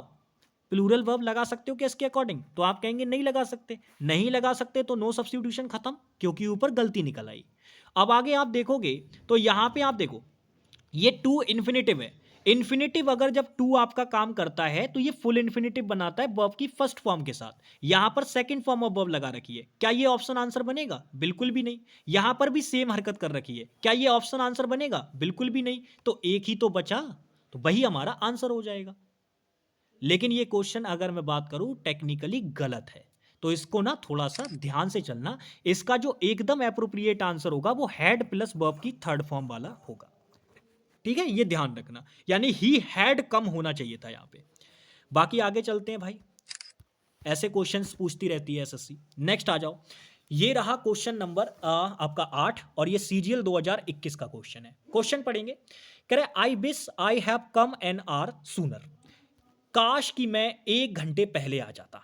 फिर वही बात, मैंने आपको पीछे बताया कि आई विश हो या बी विश हो, कभी भी ये आपको फ्रेज अगर यूज करके दे दे तो तुरंत समझ जाना। फ्रेज नहीं, सॉरी, ये तो क्लाउज है अपने आप में, क्योंकि सब्जेक्ट और वर्ब इसके अंदर इंक्लूड है और सब्जेक्ट और वर्ब इंक्लूड होकर क्लाउज बनाते हैं। तो कभी भी आई विश या वी विश नाम की क्लाउज आपके सामने आ जाए तो तुरंत समझ जाना कि वो अपने आप में कौन सी कंडीशन बनाती है? पास्ट की कंडीशन। पीछे बताया हुआ है ना अच्छे से, कौन सी कंडीशन बनाती है? पास्ट की कंडीशन। और पास्ट की कंडीशन बनाने के लिए क्या आप हैव का यूज कर सकते हैं? तो आप कहेंगे भैया बिल्कुल नहीं कर सकते। इंप्रूव भी हमें इसी को करना है, याद रखना, हैव नहीं आएगा। अब हैव की जगह क्या आप विल लगा सकते हो पास्ट की कंडीशन बताने के लिए? बिल्कुल भी नहीं लगा सकते। क्या हैज लगा सकते हैं? बिल्कुल भी नहीं लगा सकते। नो इंप्रूवमेंट नहीं लगा सकते क्योंकि ऊपर गलती है। हमें पास्ट की कंडीशन बतानी है तो हमें हैड लगाना पड़ेगा। केवल एक ही ऑप्शन में दे रखा है, ए वाले में। तो यही हमारा क्या हो जाएगा? राइट आंसर हो जाएगा। नेक्स्ट आ जाओ। ये रहा क्वेश्चन नंबर 9। इसका आंसर बताएंगे क्या होगा। क्वेश्चन पढ़िए। कह रहा है the toy drummer plays the drum if you press the button at the back. वो कह रहा है टॉय ड्रमर जो है ना, ये ड्रम बजाता है। जब भी आप इसके पीछे का जो बटन दे रखा है वो दबाओगे तो ये क्या करेगा? ड्रम बजाता है। अब ये एक बात मुझे बताओ, क्या इसमें कंडीशन वाली बात है? तो आप कहेंगे भैया कंडीशन वाली बात तो है। अच्छा, कंडीशन वाली बात तो है, समझ में आ रही है। लेकिन आप मुझे एक बात ये बताइए, आपको इंप्रूव करने के लिए जो पार्ट एग्जामिनर ने दे रखा है वो ये वाला दे रखा है, ये वाला। ठीक है, समझ में आ रही है बात आपको? ये वाला पार्ट दे रखा है। अब अगर ये वाला पार्ट यहाँ पे दे रखा है तो आप नोटिस करो, अगर मैंने इफ वाली क्लाउज में, कंडीशन वाली क्लाउज में किसी भी कीमत पे बिल सेल आ सकता है क्या? सीधे सीधे पॉइंट्स याद रखो जो मैंने आपको बताए हैं। तो आप कहेंगे नहीं भैया जी, नहीं आ सकता। अच्छा, कंडीशन वाली क्लाउज में मैंने आपको बताया था कंडीशनल सेंटेंस के अंदर क्या कॉन्टिन्यूअस टेंस कहीं पे भी यूज करता हुआ दिखा है? तो आप कहेंगे नहीं भैया जी, इसका मतलब ये ऑप्शन भी खत्म। अब तीसरी चीज आप मुझे बताओ, क्या मैंने यहां पे कॉन्टिन्यूअस टेंस की बात की, देखो फिर कॉन्टिन्यूअस टेंस लगा दिया, यहां पर भी प्लेइंग वर्ब यूज कर रखी है, क्या ऐसा होगा? बताओ जल्दी से। तो आप कहेंगे नहीं भैया जी, बिल्कुल भी नहीं होगा। तो तीनों ऑप्शन उड़ गए, केवल एक ही ऑप्शन आपके सामने बचा हुआ है, नो सब्स्टिट्यूशन, जो कि इस क्वेश्चन का राइट आंसर है। अब आप कहेंगे भैया जी वेरीफाई तो कर दो कि कैसे यही आंसर होगा। मैं करता हूं वेरीफाई। देखो ये क्वेश्चन में ना कोई कंडीशन वगैरह नहीं है, ये कंडीशन में एक ऐसी बात है कि अगर आपने वो बटन दबाया तो वो कंडीशन नहीं है, वो अपने आप वो करेगा ही करेगा, वो ड्रम बजाएगा ही बजाएगा। तो यहां पे फर्स्ट कंडीशनल नहीं, यहां पे कंडीशन की बात नहीं है, ये एक ऐसा है कि अगर आपने एक एक्शन को परफॉर्म किया तो दूसरा एक्शन 100% होगा ही होगा। यहां पॉसिबिलिटी की कोई वही नहीं है बात कि ना हो। ये 50% या 60% वाला का केस नहीं है कि कंडीशन में तो ये होता है कि चीज हो भी सकती है, नहीं भी हो सकती है, पॉसिबिलिटीज होती है। लेकिन जीरो कंडीशनल में ऐसा नहीं होता। जीरो कंडीशनल में होता है कि अगर आपने एक्शन 1 को परफॉर्म किया तो डेट मींस उसके जो रिजल्ट में एक्शन 2 होगी वो 100% होगी ही होगी। ये वाली बात होती है। तो यहां पे भैया अगर आपने बटन को प्रेस किया तो ये टॉय ड्रमर, बहुत रेयर केस है कि ड्रम ना बजाए, बजाएगा ही बजाएगा। तो यहां पे जीरो कंडीशन का केस है, और जीरो कंडीशन अपने आप में देखो अप्लाई भी हो रखा है, तो इसी वजह से यहां पे नो इंप्रूवमेंट है। क्योंकि देखो इफ वाली क्लाउज में भी सिंपल प्रेजेंट और नॉर्मल वाली क्लाउज में भी सिंपल प्रेजेंट, तो दोनों तरफ जब सिंपल प्रेजेंट होता है तो कौन सा कंडीशनल अप्लाई होता है, जरा स्ट्रक्चर रिवाइज करो माइंड में अपने। जब दोनों तरफ सिंपल प्रेजेंट अप्लाई होता है तो कौन सा कंडीशनल अप्लाई होता है? तो आप कहेंगे भैया वो होता है जीरो कंडीशनल, और वही यहां पे अप्लाई करके दे रखा है। नेक्स्ट आ जाओ क्वेश्चन नंबर 10 पे, इसका आंसर करो। कह रहा है this lock will not open unless you don't use the correct code. कह रहा है जब तक तुम करेक्ट कोड यूज नहीं करोगे ये डोर नहीं खुलने वाला। अब यहां पे अगर आप देखेंगे तो आपको जो इंप्रूव करना है वो ये वाला पार्ट इंप्रूव करना है। अब मैं आपसे पूछना चाह रहा हूं भाई, सीधी सीधी बात, जितना बता रखा है सिर्फ उतना यूज करो। क्या कहा था हमने आपसे? कंडीशन वाली क्लाउज के अंदर आप देखो ना, आपने अनलेस कंजंक्शन लगाया हुआ है। अनलेस एक ऐसा कंजंक्शन है जो कि कंडीशन को बताता है, और साथ ही साथ ये एक निगेटिव कॉनोटेशन का कंजंक्शन होता है। तो हमने क्या कहा था भाई, निगेटिव कॉनोटेशन का वर्ड अगर कोई है तो वो अपने आप में पूरे के पूरे मीनिंग को निगेटिव कर देगा। अब ये कंजंक्शन निगेटिव है तो इसके साथ वाली जो क्लाउज होगी ना, ये अपने आप में ही निगेटिव मीनिंग रखेगी। इसमें कोई भी निगेटिव एडवर्ब अलग से लगाने की जरूरत ही नहीं है आपको। और जब निगेटिव एडवर्ब लगाने की जरूरत नहीं है तो मैं यहां से नॉट हटाऊंगा तो मुझे डू भी हटाना पड़ेगा। तो यहां पे डोंट पूरा का पूरा आपको हटाना पड़ेगा, तब आपका क्वेश्चन ठीक होगा। यानी इंप्रूवमेंट में सिर्फ यूज होना चाहिए आंसर के अंदर। यहां पे आर यूजिंग कॉन्टिन्यूअस टेंस फिर से लगा दिया, और मैंने क्या कहा था, कंडीशनल में कॉन्टिन्यूअस टेंस का कहीं यूज नहीं होगा दूर दूर तक। अच्छा, नो इंप्रूवमेंट नहीं हो सकता क्योंकि भाई गलती दे रखी है, तो ये भी खत्म।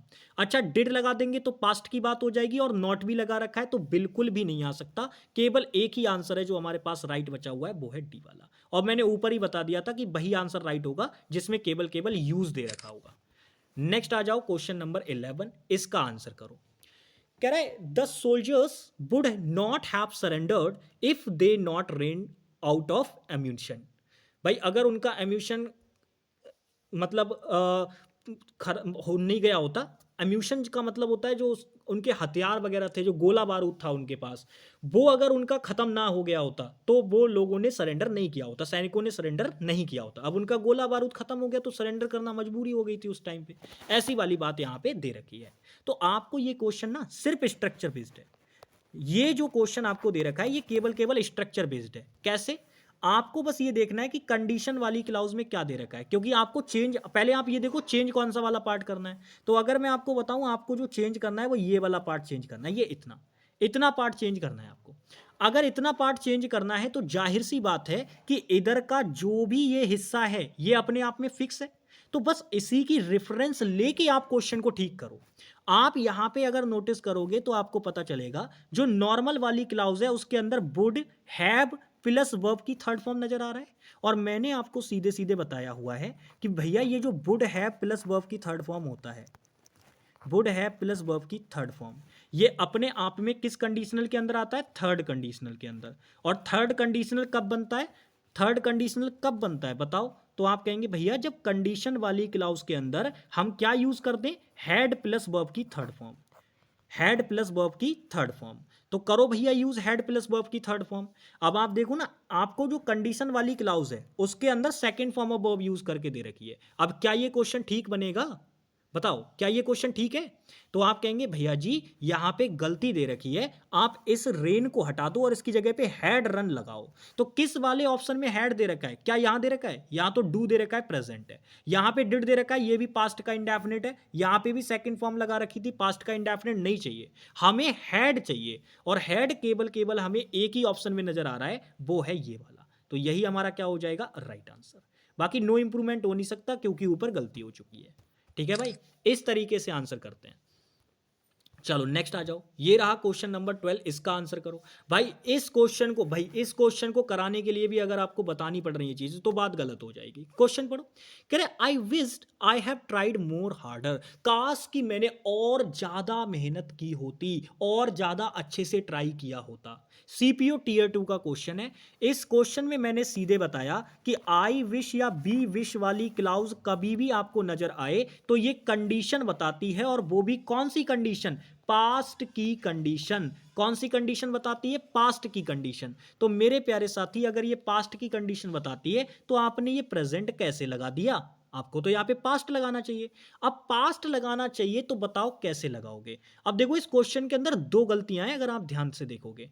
एक तो अगर मेरे साथ आपने एडजेक्टिव चैप्टर की प्रैक्टिस की है तो आप बता सकते हो कि भैया देखो हार्डर जो एडजेक्टिव है ये कंपैरेटिव डिग्री में है, और आपने इसमें मोर भी लगा दिया तो एक बार फिर से कंपैरेटिव ऐड कर दिया, तो ये क्या डबल कंपैरेटिव यहां पे नहीं हो गया? तो आप कहेंगे भैया जी बिल्कुल। यानी इस क्वेश्चन में दो गलतियां हैं, एक तो इसमें कंडीशनल की एरर है और एक इसमें एडजेक्टिव का भी एरर है। तो मोर हार्डर नहीं होगा, पहली गलती तो ये। तो इसका मतलब मोर हार्ड बोल सकते हैं क्या? अब देखो ये आपका टेस्ट है। एडजेक्टिव चैप्टर में मैंने अच्छी तरीके से बताया है कि मोर और मोस्ट लगा के कब कंपैरेटिव सुपरलेटिव बनाते हैं, और ईआर और आईईएसटी ईएसटी लगा के कब कंपैरेटिव सुपरलेटिव बनाते हैं, बहुत अच्छे से बताया हुआ है। अब ये क्वेश्चन वही बच्चा सही लगा पाएगा जिसे उस एडजेक्टिव के पॉइंट की जानकारी होगी। ठीक है, बाकी क्वेश्चन में देखो ना, हमें पास्ट चाहिए, पास्ट चाहिए तो हैव नहीं चाहिए, यानी कि नो सब्स्टिट्यूशन नहीं होगा। हैव नहीं चाहिए यानी सी ऑप्शन भी नहीं होगा। अब हैड ट्राइड, अब आप देखोगे तो दोनों ही जगह पे आपको हैड ट्राइड दे रखा है। आप देखो ना दोनों ही जगह पे दे रखा है, आपको यहां पे भी हैड ट्राइड दे रखा है, यहां पे भी दे रखा है। यानी क्वेश्चन पूर्ण रूप से एडजेक्टिव पे आके अटक गया। क्या कहा था मैंने? कि अगर आपका दिया गया वर्ड जो एडजेक्टिव है वो अगर एक ही सिलेबल का वर्ड है, यानी उसको आप एक ही बार में पढ़ पा रहे हैं, आपको तोड़ने की जरूरत नहीं पड़ रही है उसको, तो आप उसका कंपैरेटिव या सुपरलेटिव ई आर आई ई आर या फिर E S T I E S T लगा के बनाते हो। जैसे इजी तो इजियर हो गया, इजीएस्ट हो गया, ऐसे करके। लेकिन अगर यहीं पे आपका दिया गया एडजेक्टिव एक से ज्यादा सिलेबल का हो जाए, जैसे ब्रिलियंट हो गया, वंडरफुल हो गया, ऐसे अगर हम बात करें और आपका और भी आप वर्ड ले सकते हो, ठीक है ना, कोई भी जो भी आपके एडजेक्टिव एक से ज्यादा सिलेबल के हों तो उनके साथ में कंपैरेटिव सुपरलेटिव बनाने के लिए हमें मोर और मोस्ट की जरूरत पड़ती है। तो भैया डी वाला ऑप्शन जो बच्चे लगा देंगे जल्दी जल्दी में वो गलत हो जाएंगे, ए वाले बच्चे ठीक होंगे, ए ऑप्शन वाले। ठीक है ना, चलो नेक्स्ट आगे चलते हैं। ये रहा क्वेश्चन नंबर 13, इसका आंसर करो भाई। ये भी बढ़िया है। अच्छा क्वेश्चन नंबर 12 डबल हो गया, ठीक है 13 नंबर वाले पे आ जाएंगे। इस क्वेश्चन का आंसर करिए, ये बढ़िया है क्वेश्चन। बढ़िया कह रहा है don't lose sight of your goal लेस्ट you should fail. बताओ क्वेश्चन में कोई गड़बड़ है क्या? क्या क्वेश्चन में कोई गड़बड़ है? बताइए जल्दी से। देखो कह रहा है कि भाई आपको जो है होप नहीं खोना चाहिए, अदरवाइज आप जो है वो क्या हो जाएंगे? फेल हो जाएंगे। आपको अपना लक्ष्य से ध्यान नहीं भटकाना है, कहीं ऐसा ना हो जाए कि आप फेल हो जाएं। तो मेरे प्यारे साथी क्वेश्चन में कोई एरर कोई दिक्कत नहीं है, ये नो सब्स्टिट्यूशन होगा। अब कैसे? आप कहेंगे भैया जी आपने कैसे वेरीफाई कर दिया, बिना उसके एकदम से आपने कैसे वेरीफाई कर दिया? मैं आपको समझाता हूं। देखो सच दैट ऐसे डायरेक्ट नहीं लगाते, जैसे यहां पे डायरेक्ट यूज कर रखा है, डायरेक्ट सच दैट ऐसे नहीं आएगा, तो ये चीज गलत हो गई। मैंने आपको अच्छे से बता रखा है सच और दैट और सच और एज ये कब यूज करते हैं मैंने आपको बहुत अच्छे से बता रखा है। जब आपको सेंस ऑफ एग्जाम्पल बनानी होती है तब आप सच के साथ एज का यूज करते हैं, और जब आपको अदर टाइप की सेंस बनानी होती है, अदर कोई किसी चीज के बारे में इंफॉर्मेशन वगैरह देनी होती है या कोई बात कहनी होती है, स्टेटमेंट बोलनी होती है, तब आप डैट का यूज करते हो। तो भैया डायरेक्ट सच डैट यूज नहीं होगा, ये तो बिल्कुल ही गलत हो गया। तो ये ऑप्शन खत्म हो गए आपके। अच्छा, अब इसके बाद अगर हम बात करें, ये अनलेस कंडीशन वाला कंजंक्शन है, और मैंने बताया था कि ये निगेटिव कोनोटेशन का कंजंक्शन होता है। लेस्ट भी आपका निगेटिव कोनोटेशन का कंजंक्शन होता है, तो इनके साथ वाली क्लाउज में निगेटिव एडवर्ब यूज नहीं करेंगे। अब आप देखो ना, अनलेस निगेटिव कोनोटेशन का कंजंक्शन है तो आपने इसके साथ नॉट यूज क्यों किया, ऑप्शन खत्म। यहां पर आप देखो लेस्ट भी निगेटिव टाइप का कंजंक्शन है तो आपने इसके साथ नॉट यूज क्यों किया, इसका मतलब ये वाला ऑप्शन भी खत्म। अब 3 ऑप्शन खत्म हो गए तो एक ही तो बचा, और वही बचा हमारे पास क्या, नो सब्स्टिट्यूशन। तो वही हमारा क्या हो जाएगा, राइट आंसर हो जाएगा। ये सीपीओ टीयर 2 का क्वेश्चन था। नेक्स्ट आ जाओ, ये क्वेश्चन भी बहुत बढ़िया है, इसका आंसर बताएंगे। क्वेश्चन बहुत प्यारा है, आंसर बताइए जल्दी से। अब देखो क्वेश्चन में अगर आप देखोगे तो इंप्रूव करने वाला जो पार्ट है वो ये है, ठीक है। और इसमें इंप्रूव पता है कितना करना है, मात्र आपको केवल इतना, केवल इतना, ठीक है, इतना पार्ट आपको इंप्रूव करना है। तो क्वेश्चन पढ़ेंगे, कह रहे had I a rich person I would share my wealth. कह रहे काश कि मैं एक अमीर व्यक्ति होता तो मैं अपना धन लोगों के साथ बांटता। इस प्रकार की बात बोल रहा है, सीपीओ टीयर 1 का क्वेश्चन है। अब इस क्वेश्चन में अगर आप देखोगे तो आप इसमें अप्लाई देखो क्या हुआ है। सबसे पहली चीज तो ये है कि यहां पे कंडीशन वाले, एक बात ध्यान रखना, कंडीशन को दिखाने के लिए जो कंडीशन वाली क्लाउज है उसमें आपको कंडीशन बताने वाला कंजंक्शन लगा के नहीं दिया है, कंजंक्शन लगा के नहीं दिया है। कंजंक्शन की जगह पे एग्जामिनर ने क्या अप्लाई कर दिया, इन्वर्जन। तो मैंने आपको बताया था कि कंडीशन दिखाने के लिए या तो आप कंजंक्शन का यूज कर सकते हैं या फिर आप इन्वर्जन का यूज कर सकते हैं। तो एग्जामिनर ने यहां पे किसका यूज किया है, इन्वर्जन का। क्या कोई दिक्कत पड़ेगी, बिल्कुल भी दिक्कत नहीं पड़ेगी, आराम से कर देंगे। हमें तो बस वही चीजें चेक करनी है कि भाई जो कंडीशन वाली क्लाउज है उसके अंदर कौन सी वर्ब है, और नॉर्मल वाली जो क्लाउज है उसके अंदर क्या वर्ब का कॉम्बिनेशन दे रखा है। यहां पे अगर हम नोटिस करें तो हैड यानी सेकंड फॉर्म ऑफ वर्ब दे रखी है। अगर कंडीशन वाली क्लाउज में सेकंड फॉर्म ऑफ वर्ब होती है तो नॉर्मल वाली क्लाउज में वुड प्लस वर्ब की फर्स्ट फॉर्म होना चाहिए। क्या दे रखा है, जी बिल्कुल दे रखा है। अब कई सारे बच्चे समझेंगे कि यार यहां पे कंडीशन वाली क्लाउज के अंदर सेकंड फॉर्म ऑफ वर्ब दे रखी है, नॉर्मल वाली क्लाउज के अंदर वुड प्लस वर्ब की फर्स्ट फॉर्म दे रखी है, तो यहां पे सेकंड कंडीशनल अप्लाई हो गया। क्वेश्चन बिल्कुल ठीक है, कोई दिक्कत नहीं है, नो एरर लगा दो। भाई गलती कर रहे हो, अब आप वर्ब लगाने में गलती कर रहे हो। यहां पे अगर मैं बोलूंगा had I a rich person तो इसका मतलब हो गया मेरे पास एक अमीर आदमी होता, मेरे पास एक अमीर आदमी होता, मेरे पास एक अमीर आदमी होता, या मैं अमीर आदमी होता। इस क्वेश्चन के अंदर कंडीशनल के साथ साथ आपको वर्ब की नॉलेज की भी आवश्यकता थी, और आपको याद होगा मैं वर्ब चैप्टर ऑलरेडी पहले ही प्रैक्टिस करा चुका हूं आपको। क्या मैंने वहां आपको नहीं बताया था कि ये जो हैव वर्ब होती है ये अपने आप में जब मेन वर्ब का काम करेगी तो ये पोजीशन का काम करती है या फिर रिलेशन बताने का काम करती है, सीधे सीधे बताया हुआ है। तो क्या आपको यहां पे अमीर व्यक्ति के साथ रिलेशन दिखाना है या खुद को बताना है कि काश कि मैं अमीर व्यक्ति होता। और जब खुद के लिए कोई चीज दिखानी है, काश अपने ऊपर कोई बात दिखानी है आपको कि मैं ऐसा होता, मैं वैसा होता, तो हम उसके लिए बी की फॉर्म्स का यूज करते हैं, हैव का यूज नहीं करते। वो तो पोजीशन और रिलेशन दिखाने के लिए यूज होती है। तो यहां पे असल में सेकंड कंडीशनल अप्लाई तो कर रखा था एग्जामिनर ने, लेकिन जो वर्ब लगाती थी वो गलत लगाई हुई थी। तो केवल सेकंड फॉर्म में बर होना चाहिए, क्योंकि पास्ट के लिए हमें बर ही चाहिए, वो केवल एक ही ऑप्शन में दे रखा है, तो यही हमारा क्या हो जाएगा, राइट आंसर। बाकी यहां हैड दे रखा है, यहां बी एम दे रखा है, कोई मतलब नहीं, केवल एक ही ऑप्शन राइट होगा, ए वाला। चलो नेक्स्ट भैया, ये आ जाओ क्वेश्चन नंबर 15। ये बढ़िया क्वेश्चन है, इसका आंसर करो। With in second answer mark कर सकते हो क्वेश्चन के अंदर। इंप्रूव करने वाला जो पार्ट है वो ये है, जो इंप्रूव करने वाला पार्ट है वो ये है, यहां तक, ठीक है, ये वाला पार्ट इंप्रूव करना है। क्वेश्चन पढ़ो, कह रहे if you had asked me I had told you not to invest in the property. CGL tier 2 यानी सीजीएल मेंस का क्वेश्चन है। आप देख सकते हो कंडीशनल चैप्टर से मेंस में क्वेश्चन ज्यादा बनते हैं। अब यहाँ पे अगर आप देखें तो इस क्वेश्चन को करना बहुत ही आसान है भाई, सिंपल सी बात है, आपको इस वाले पार्ट में इंप्रूव करना है ना, मतलब इधर की चीजें तो फिक्स हैं, तो जो पार्ट आपका फिक्स है उससे आप क्या करो, रेफरेंस लो, ताकि आपको आंसर बनाने में आसानी हो। आप देखोगे तो ये आपकी कंडीशन वाली क्लाउज है। अब आपने देखा कि इफ वाली क्लाउज के अंदर आपको हैड प्लस वर्ब की थर्ड फॉर्म दे रखी है। अगर कंडीशन वाली क्लाउज के अंदर आपको हैड प्लस वर्ब की थर्ड फॉर्म दी होती है, हैड प्लस वर्ब की थर्ड फॉर्म दी होती है, तो नॉर्मल वाली क्लाउज के अंदर क्या होना चाहिए, क्योंकि यहां से आपका बनता है थर्ड कंडीशनल, तो नॉर्मल वाली क्लाउज के अंदर क्या होना चाहिए बताओ। तो आप कहेंगे अरे भैया आपने बताया है नॉर्मल वाली क्लाउज के अंदर ऐसे केस में क्या होना चाहिए, वुड हैव प्लस वर्ब की थर्ड फॉर्म। क्या होना चाहिए, वुड हैव प्लस वर्ब की थर्ड फॉर्म।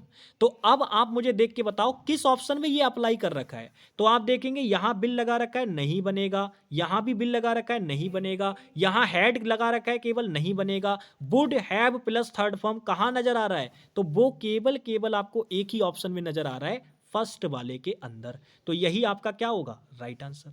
अब जो बच्चे सीधा सीधा कॉन्सेप्ट लगाते, ऑप्शन एलिमिनेट भी नहीं करते, सिर्फ आप देखते ही ढूंढते कि भैया वुड हैव प्लस वर्ब की थर्ड फॉर्म कहां है, एक ही ऑप्शन के अंदर है, तो हम डायरेक्ट भी लगा सकते थे ए ऑप्शन, या अगर आप ऑप्शन एलिमिनेट करके लगाना चाहते हैं तो वैसे लगा सकते हैं, वो आपके ऊपर डिपेंड है।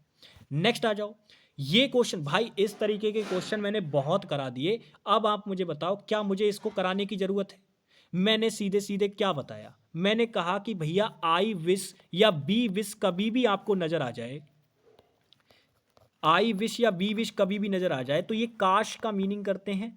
और खास बात इनकी ये होती है कि ये दोनों के दोनों ऐसी कंडीशन बनाते हैं जो कि पास्ट की होती है, यानी पास्ट की कंडीशन बताने के लिए ये आते हैं। आई विश या बी विश, कभी कभी इसको भी पास्ट में कर देता है एग्जामिनर, तो बस आपको यही दिमाग में रखना है कि ये पास्ट की कंडीशन बताने के लिए आते हैं। और पास्ट की कंडीशन बताने के लिए किसी भी कीमत पे प्रेजेंट का टेंस अप्लाई नहीं होगा।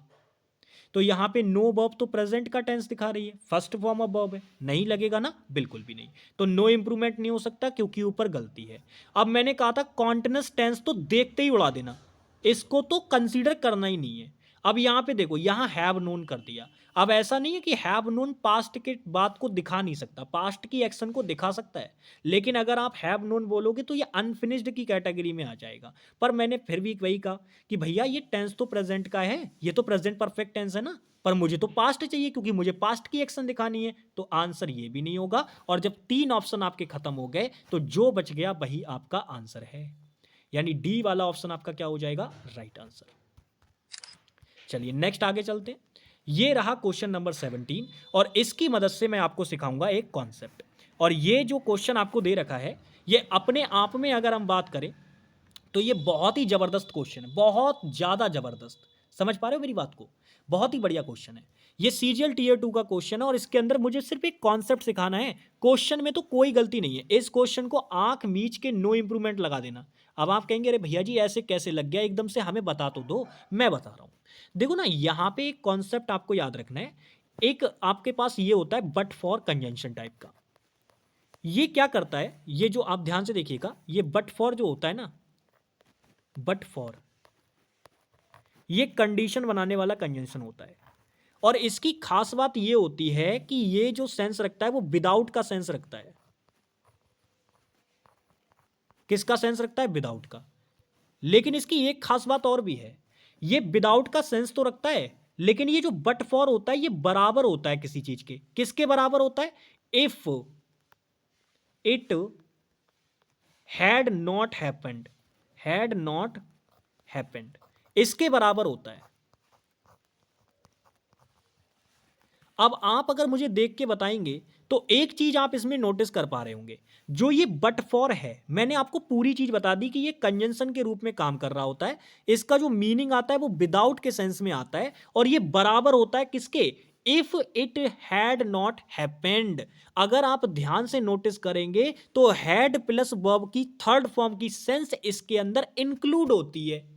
और हैड प्लस वर्ब की थर्ड फॉर्म इंक्लूड होने का मतलब है कि कंडीशन वाली क्लाउज के अंदर हैड प्लस वर्ब की थर्ड फॉर्म, और कंडीशन वाली क्लाउज के अंदर अगर हैड प्लस वर्ब की थर्ड फॉर्म होती है तो ये अपने आप में कौन सा कंडीशनल बनता है, तो आप कहेंगे भैया जी थर्ड कंडीशनल। तो आपको ये बात याद रखनी है कि जो बट फॉर होता है ये अपने आप में थर्ड कंडीशनल बनाएगा, कभी भी बनाएगा। तो आपको ये पॉइंट बहुत बढ़िया तरीके से अपने दिमाग में रख लेना है कि जो ये बट फॉर होता है ये कौन सा कंडीशनल बनाता है, थर्ड कंडीशनल। ऐसे केस में जो नॉर्मल वाली क्लाउज होगी उसके अंदर क्या होगा, वुड हैव प्लस वर्ब की थर्ड फॉर्म। अब आप देखो आपको इंप्रूव करना है ये वाला पार्ट। अब सिंपल सी चीज है, आपको देखा, आपको पता चला कि ये वाला पार्ट तो फिक्स ही रहने वाला है। अब देखो इसके अंदर वुड हैव प्लस वर्ब की थर्ड फॉर्म दे रखा है, तो आप कहेंगे भैया बिल्कुल दे रखा है। अच्छा पैसिव सेंस है तो बी प्लस थर्ड फॉर्म होनी चाहिए, वो चीज यहाँ पे है। कहीं ये मत समझना कि भैया यहाँ पे दो दो थर्ड फॉर्म कैसे आ गई। वो एक टेंस को मेंटेन करने के लिए आई है और एक वॉइस को मेंटेन करने के लिए आई है, एक्टिव वॉइस पैसिव वॉइस वो वाला चीज। तो यहाँ पे ये वुड हैव प्लस वर्ब की थर्ड फॉर्म है और यहाँ पे बट फॉर अपने आप में थर्ड कंडीशनल की सेंस रख रहा है, तो इसका मतलब सारी चीजें मेंटेन है, क्वेश्चन में कोई गड़बड़ नहीं है, नो इंप्रूवमेंट। इसका क्या होगा, राइट आंसर होगा। नेक्स्ट आ जाओ क्वेश्चन नंबर 18, इसका आंसर करो। ये तो भैया विद इन सेकंड में उड़ा दोगे, ये क्वेश्चन तो आप विद इन सेकंड में उड़ा देंगे। क्वेश्चन पढ़िए, कह रहा है I wish if I was the principle of my school. काश कि मैं मेरे स्कूल का प्रिंसिपल होता, ये वाली बात ये बोल रहा है। तो मैंने सीधे सीधे, क्या मुझे रिपीट करने की जरूरत है इस बात को, मैंने क्या कहा था कि भाई जो आई विश या बी विश वाली जो क्लाउज होती है इसके साथ में ना हम क्या करते हैं, पास्ट की कंडीशन को आइडेंटिफाई करते हैं, मतलब पास्ट की कंडीशन होती है वो अपने आप में। अगर पास्ट की कंडीशन होती है तो मैंने सीधे कहा था, इस क्वेश्चन को करने के लिए दो लॉजिक थे। आप ऐसे भी कर सकते थे कि भाई कंडीशन की जब बात होती है और अगर आपको पास्ट की कंडीशन बतानी होती है तो ऐसे केस में आप किसी भी कीमत पे वॉज का तो यूज ही नहीं कर सकते, आपको हर हाल में वर का यूज करना पड़ेगा, क्योंकि आपको दिखाना है, होने का सेंस देना है। तो मेरे प्यारे साथी यहां पर तो वॉज लगा रखा है तो क्वेश्चन में गड़बड़ है, वॉज नहीं आएगा तो क्या आएगा, वर आएगा। केवल एक ही ऑप्शन में दे रखा है बी वाले में, जो कि हमारा क्या हो जाएगा, राइट आंसर हो जाएगा। अच्छा हैड बीन वाला क्यों नहीं लगाया भाई, हैड बीन वाला लगाने की जरूरत ही क्या थी, हुआ होता ऐसे करके बोल रहा है, काश कि मैं अपने स्कूल का प्रिंसिपल हुआ होता, क्या ऐसा बोलने की जरूरत है, सिंपल बोलो ना सीधे सीधे। तो यहां पे राइट आंसर हमारा क्या होगा, बी वाला ऑप्शन, बी वाला ऑप्शन हमारा क्या हो जाएगा, राइट आंसर हो जाएगा। ठीक है भाई आगे चलें, चलो बहुत बढ़िया, नेक्स्ट आ जाओ। ये क्वेश्चन भी बढ़िया, इसका आंसर करो। कह रहा है if they will get married they will properly probably settle in Mumbai. अब क्वेश्चन में बहुत ही प्यारा सा है, लेकिन सीजीएल का क्वेश्चन है, आप आसानी से कर सकते हैं अगर आपने सारी बातों को ध्यान से सुना है। मैंने सीधे सीधे बताया था कि कभी भी कंडीशन बताने वाला कंजंक्शन दे रखा हो या टाइम बताने वाला कंजंक्शन दे रखा हो, ऐसे केस में भले ही आपको उसमें दी गई बात फ्यूचर में बोलनी हो, लेकिन उसको दिखाने के लिए आप किसी भी कीमत पे फ्यूचर का यूज नहीं करेंगे। तो आप मुझे बताइए इस कंडीशन वाली क्लाउज के अंदर आपने बिल कैसे यूज कर लिया, क्या ये पॉसिबल है, आपने कैसे यूज कर लिया बिल बिना मर्जी के, नहीं होगा ना बिल्कुल भी। तो बिल को हटा देंगे, नॉर्मली बोलेंगे इफ दे गेट मैरिड। किस ऑप्शन में नजर आ रहा है इफ दे गेट मैरिड, तो आप देखेंगे भैया यहां पर भी बिल लगा रखा है, यहां तो पास्ट ही कर दिया, तो भैया पास्ट का फ्यूचर के साथ रिलेशन बिल्कुल भी नहीं बनेगा और नो इंप्रूवमेंट हो नहीं सकता क्योंकि ऊपर गलती है। तो तीन ऑप्शन खत्म हो गए, एक ही आपके पास बच गया सी वाला, जो कि हमारा क्या हो जाएगा, राइट आंसर हो जाएगा। तो सी वाला ऑप्शन हमारा क्या हो जाएगा, राइट आंसर। बाकी आगे चलते हैं नेक्स्ट क्वेश्चन, इसका आंसर करो। ये भी बढ़िया क्वेश्चन है। अब इस क्वेश्चन को करने के लिए सिर्फ वही वाली बात जो अभी पीछे बताई थी, देखो एमटीएस का क्वेश्चन है, क्वेश्चन पढ़ो। कह रहा है if I was you I would not sign the document. कह रहा है अगर मैं तुम होता, इफ आई वॉज यू, अगर मैं तुम होता तो मैं डॉक्यूमेंट साइन नहीं करता, ये वाली बात। तो अब यहां पे आप मुझे देख के बताइए क्या ये पास्ट की कंडीशन बताने की बात कर रहे हैं।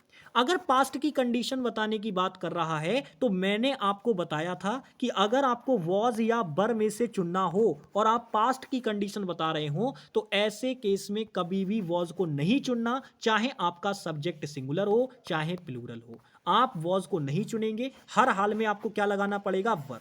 हर हाल में आपको क्या लगाना पड़ेगा, वर लगाना पड़ेगा। तो भैया यहां तो आपने वॉज लगा रखा है, नहीं आएगा, आपको वर लगाना पड़ेगा। केवल एक ही ऑप्शन में नजर आ रहा है बी वाले में, तो यही हमारा क्या हो जाएगा, राइट आंसर। बाकी अगर आप नोटिस करोगे तो आप ध्यान से देखो, इसमें हैड लगा रखा है, नहीं चाहिए, इसमें यहां पे हैव लगा रखा है, नहीं चाहिए, यहां पे नो इंप्रूवमेंट क्योंकि ऊपर गलती है। तो तीनों ऑप्शन खत्म हो गए, बी वाला ऑप्शन क्या हो जाएगा, राइट हो जाएगा। चलिए नेक्स्ट आगे चलते हैं। ये रहा क्वेश्चन नंबर 21, इसका आंसर करो। ये भी क्वेश्चन बढ़िया है, बताइए क्या होगा इसका राइट आंसर। कह रहा है I will not be able to leave for home until my boss arrived in the office. अब क्वेश्चन में अगर आप ध्यान से नोटिस करेंगे तो यहां से लेके यहां तक का पार्ट जो है वो आपको इंप्रूव करना है। अब मैं आपसे ये पूछना चाह रहा हूं, क्या इस क्वेश्चन को करना मुश्किल है? बताइए, क्या इस क्वेश्चन को करना मुश्किल है? अगर इस क्वेश्चन को आप ऊपर नहीं भी पढ़ेंगे ना तब भी आराम से कर सकते हैं, सिर्फ ऑप्शन एलिमिनेट करके। पता है कैसे होगा? देखो, सबसे पहले आप ये देखो, टेंस का रिलेशन कॉन्सेप्ट लगाओगे तो आपको ये पता चलेगा कि इधर फ्यूचर दे रखा है। अगर इधर फ्यूचर दे रखा है तो इधर सेकंड फॉर्म ऑफ वर्ब क्या कर रही है भाई? पास्ट का रिलेशन किसी भी प्रकार से फ्यूचर के साथ, मैंने बताया टेंस के रिलेशन कॉन्सेप्ट पढ़ाया था ना आपको, उसमें क्या बताया था भाई? पास्ट का रिलेशन पास्ट के साथ, प्रेजेंट का रिलेशन प्रेजेंट के साथ, फ्यूचर का रिलेशन प्रेजेंट के साथ भी होता है और खुद फ्यूचर के साथ भी होता है, लेकिन किसी भी कीमत पे पास्ट के साथ नहीं हो सकता। तो मेरे प्यारे साथी, मुझे इंप्रूवमेंट तो यही वाला पार्ट करना है ना। इधर वाला पार्ट तो ठीक है, बिल्कुल वो तो फिक्स है, इधर वाले पार्ट में इंप्रूव करना है। तो यानी ये अराइव्ड बॉब नहीं आएगी, तो पास्ट नहीं आएगा, इसका मतलब नो इंप्रूवमेंट खत्म। अब नो इंप्रूवमेंट खत्म तो आप ऑप्शन उड़ाओ, आप देखोगे यहां हैज दे रखा है। हैज अपने आप में हेल्पिंग वर्ब का काम कर रहा है यहाँ पे, और मैंने क्या बताया था? हैज, हैव, हैड, ये तीनों कभी हेल्पिंग वर्ब का काम करेंगे तो इनके बाद जो अगली वर्ब आएगी वो थर्ड फॉर्म में आएगी। अब यहाँ पर तो आपने फर्स्ट फॉर्म लगा रखी है, तो क्या ये आएगी? बिल्कुल भी नहीं। सेम इसी प्रकार से अगर आप देखोगे तो यहाँ बी की फॉर्म के बाद थर्ड फॉर्म लगा रखा है। भाई अगर आपने बी की फॉर्म के बाद थर्ड फॉर्म लगा दिया तो ये पैसिव सेंस बन जाएगी। और आप मुझे बताओ, क्या आने का काम जो ऑफिस में होगा वो बॉस करेगा? तो आप कहेंगे भैया बिल्कुल। अगर बॉस करेगा तो यार मेरा सब्जेक्ट तो काम कर पा रहा है, और मैंने आपसे सीधे बताया था अगर आपका सब्जेक्ट काम कर पा रहा हो तो वो अपने आप में एक्टिव सेंस बनाता है, और अगर आपका सब्जेक्ट काम ना कर पा रहा हो तो वो पैसिव सेंस होती है। तो यहां तो मुझे एक्टिव सेंस बनानी है, तो ये भी ऑप्शन आंसर नहीं बनेगा। अब तीन ऑप्शन जब मेरे कट गए तो केवल एक ही ऑप्शन तो बचा, ए वाला, तो यही हमारा क्या होगा? राइट आंसर होगा। अब इस क्वेश्चन को हमने पूरा पढ़ के भी नहीं देखा, बस केवल अपनी जानकारी जुटाने के लिए जितनी जरूरत थी उतना पढ़ा और आंसर निकाल लिया। क्यों? क्योंकि हमने ऑप्शन एलिमिनेशन मेथड लगाया। बाकी अगर मैं आपको इसको कंडीशनल से कराऊं तो मैं बस इतना कहूंगा कि भैया यहाँ पे देखो, नॉर्मल वाली क्लाउज के अंदर बिल प्लस वर्ब की फर्स्ट फॉर्म दे रखी है। नॉर्मल वाली क्लाउज के अंदर क्या दे रखा है? बिल प्लस वर्ब की फर्स्ट फॉर्म। तो कंडीशन वाली क्लाउज में क्या होना चाहिए? बताओ जल्दी से, क्योंकि यहां पे कौन सा कंडीशनल अप्लाई हो रहा है? First conditional. मैंने बताया था ना, बिल प्लस वर्ब की फर्स्ट फॉर्म अगर नॉर्मल वाली क्लाउज में दे रखी होती है तो वो फर्स्ट कंडीशनल होता है। और ऐसे केस में जो कंडीशन वाली क्लाउज होती है उसके अंदर हम क्या अप्लाई करते हैं? Simple present. अब आप देख के बताओ, क्या यहां पे सिंपल प्रेजेंट था? नहीं, यहां तो सिंपल पास्ट दे रखा था, तो खत्म कर दो। सिंपल प्रेजेंट क्या यहां है? जी बिल्कुल दे रखा है, तो यही आंसर होगा। क्या यहां सिंपल प्रेजेंट है? नहीं, यहां है लेकिन पैसिव सेंस में है, हमें एक्टिव चाहिए थी। उड़ा दिया, निकल गया आंसर। ऐसे निकलता है। तो ये चीजें आपको अप्लाई करनी आनी चाहिए। मैंने दोनों तरीके से करके दिखाया। मैंने जो हमारा चैप्टर चल रहा है कंडीशनल, उसके अकॉर्डिंग भी मैंने आपको बताया, और मैंने अपने वो तरीके भी लगा के बताए जो एक बच्चा एग्जाम में बैठ के सोच रहा होता है। आ जाइए नेक्स्ट क्वेश्चन नंबर 22। ये सीजीएल टीयर 1 का क्वेश्चन है, आंसर करेंगे, 2019 में पूछा गया था। क्वेश्चन पढ़िए। कह रहा है if you park your car here the traffic police has find you. अब देखो, क्वेश्चन में अगर आप लॉजिक समझेंगे तो सबसे पहली गड़बड़ तो ये है कि भाई पुलिस अपने आप में प्लूरल नाउन होता है, तो हैज तो नहीं आ सकता। चाहे कोई सी भी पुलिस आप बोलो, चाहे ट्रैफिक पुलिस बोलो, चाहे कोई सी भी नॉर्मल पुलिस बोलो, वो अपने आप में प्लूरल होता है। अगर ये प्लूरल होता है, पुलिस जो वर्ड होता है अगर ये प्लूरल होता है तो इसके साथ सिंगुलर वर्ब नहीं आ सकती, यानी क्वेश्चन में गलती तो है। तो नो इंप्रूवमेंट उड़ा दिया, हमें इंप्रूव करना है ये वाला पार्ट।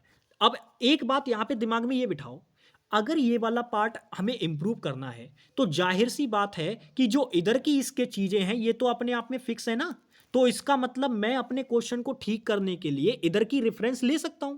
तो अब इधर से आप रेफरेंस लो और आप ये देखो कि भैया इफ आपका कंडीशन वाली क्लाउज है, इफ के साथ जो क्लाउज बनती है वो कंडीशन वाली होती है।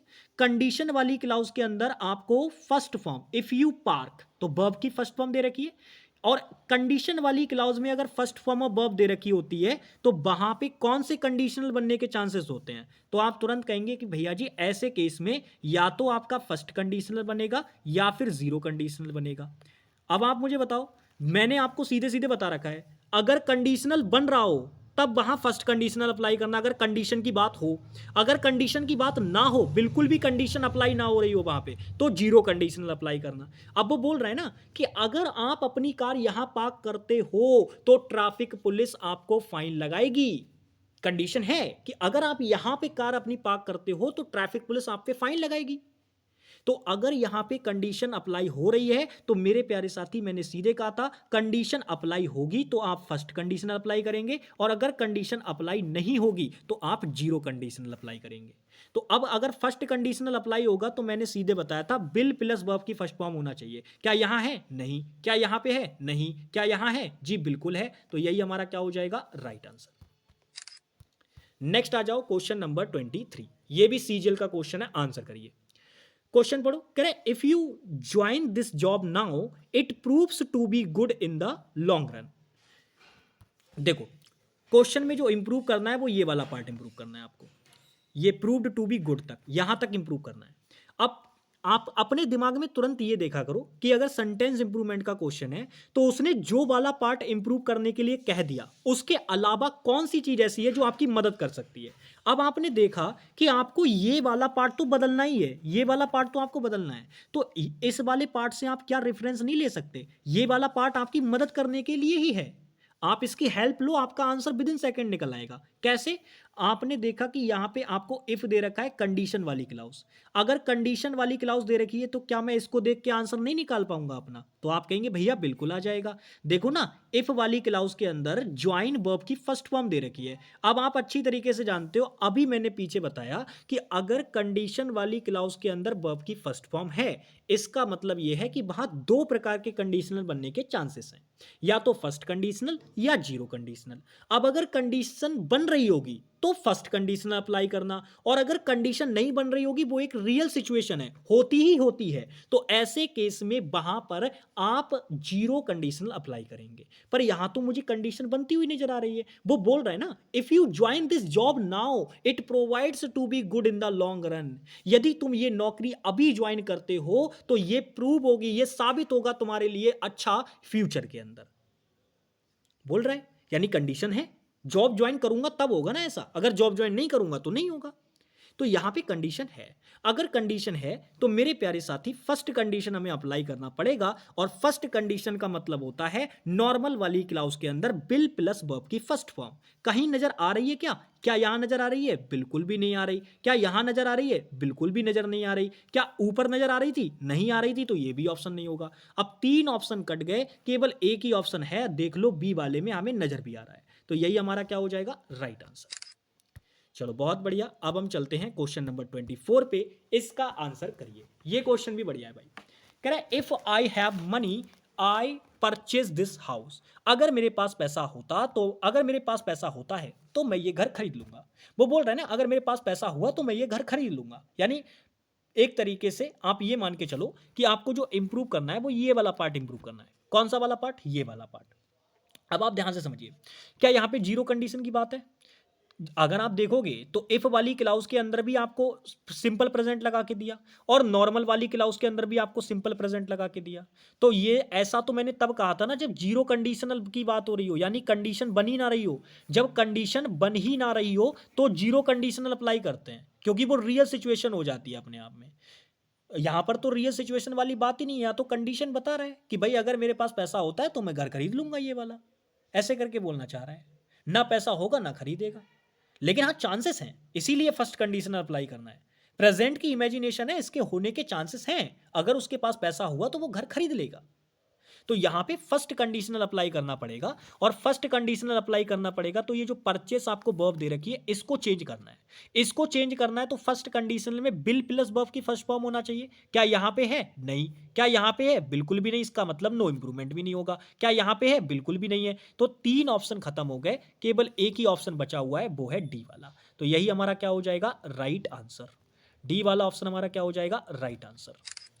अच्छा, अंतिम और लास्ट क्वेश्चन पे चलते हैं। ये सीजीएल टीयर 1 का क्वेश्चन है, 2019 में पूछा गया है।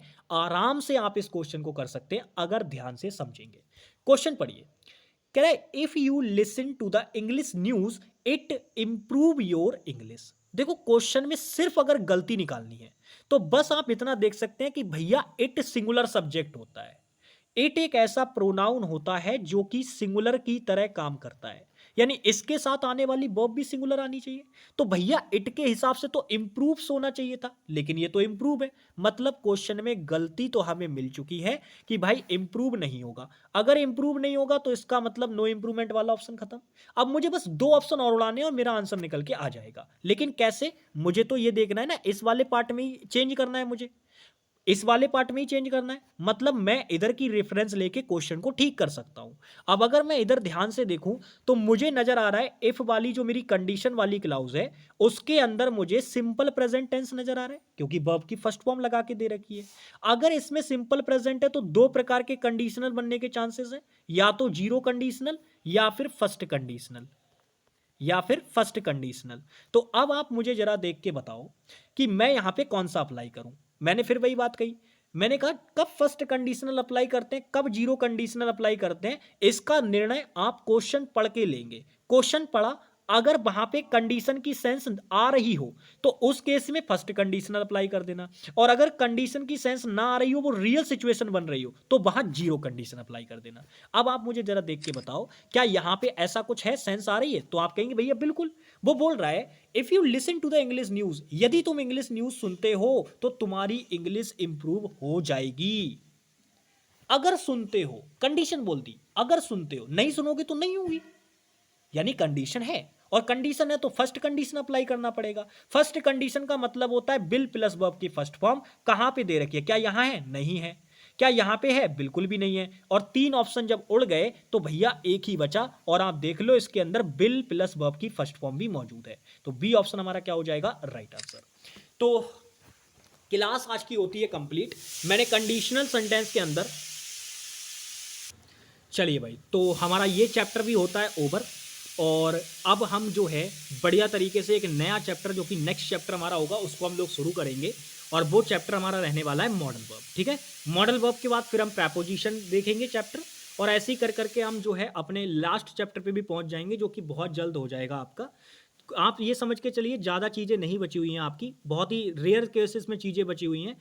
3-4 चैप्टर आपके और बचे हैं, फिर ये जो प्रैक्टिस बैच है ये भी आपका खत्म हो जाएगा, और फिर उसके बाद जो है फिर आगे जाके देखेंगे चीज़ें किस तरीके से क्या करना है। अभी आपके एग्जाम में समय है, काफ़ी लंबा समय है हमारे पास, चीज़ें हमने बहुत अच्छी तरीके से कर ली है। ठीक है, तो सबसे पहले मैं यहाँ पे एक बात और लास्ट में जाते जाते करना चाहूँगा भाई, ये मान के चलो ये जो चैप्टर के अंदर मैंने आपको चीज़ें बताई हैं, ये पूरी तरीके से आपको बस आइडेंटिफिकेशन अगर आपको अच्छे से आ रहा है और आपको पता है कि कौन सा कंडीशन कहाँ अप्लाई होगा, तो आप आसानी से चीज़ें कर लेंगे, आपको कोई दिक्कत नहीं आएगी। तो बढ़िया तरीके से पहले अगर आपको कॉन्सेप्ट सीखने हैं तो एक बार फाउंडेशन बैच में जाके जो कंडीशनल सेंटेंस की 2 क्लासेस मैंने पढ़ा रखी हैं उनको पढ़ लेना, और उसके बाद फिर एक बार ये प्रैक्टिस कर लेना। आपको कंडीशनल से रिलेटेड कभी भी कोई भी क्वेश्चन गलत नहीं होगा, आराम से कराओगे सारी चीज़ें।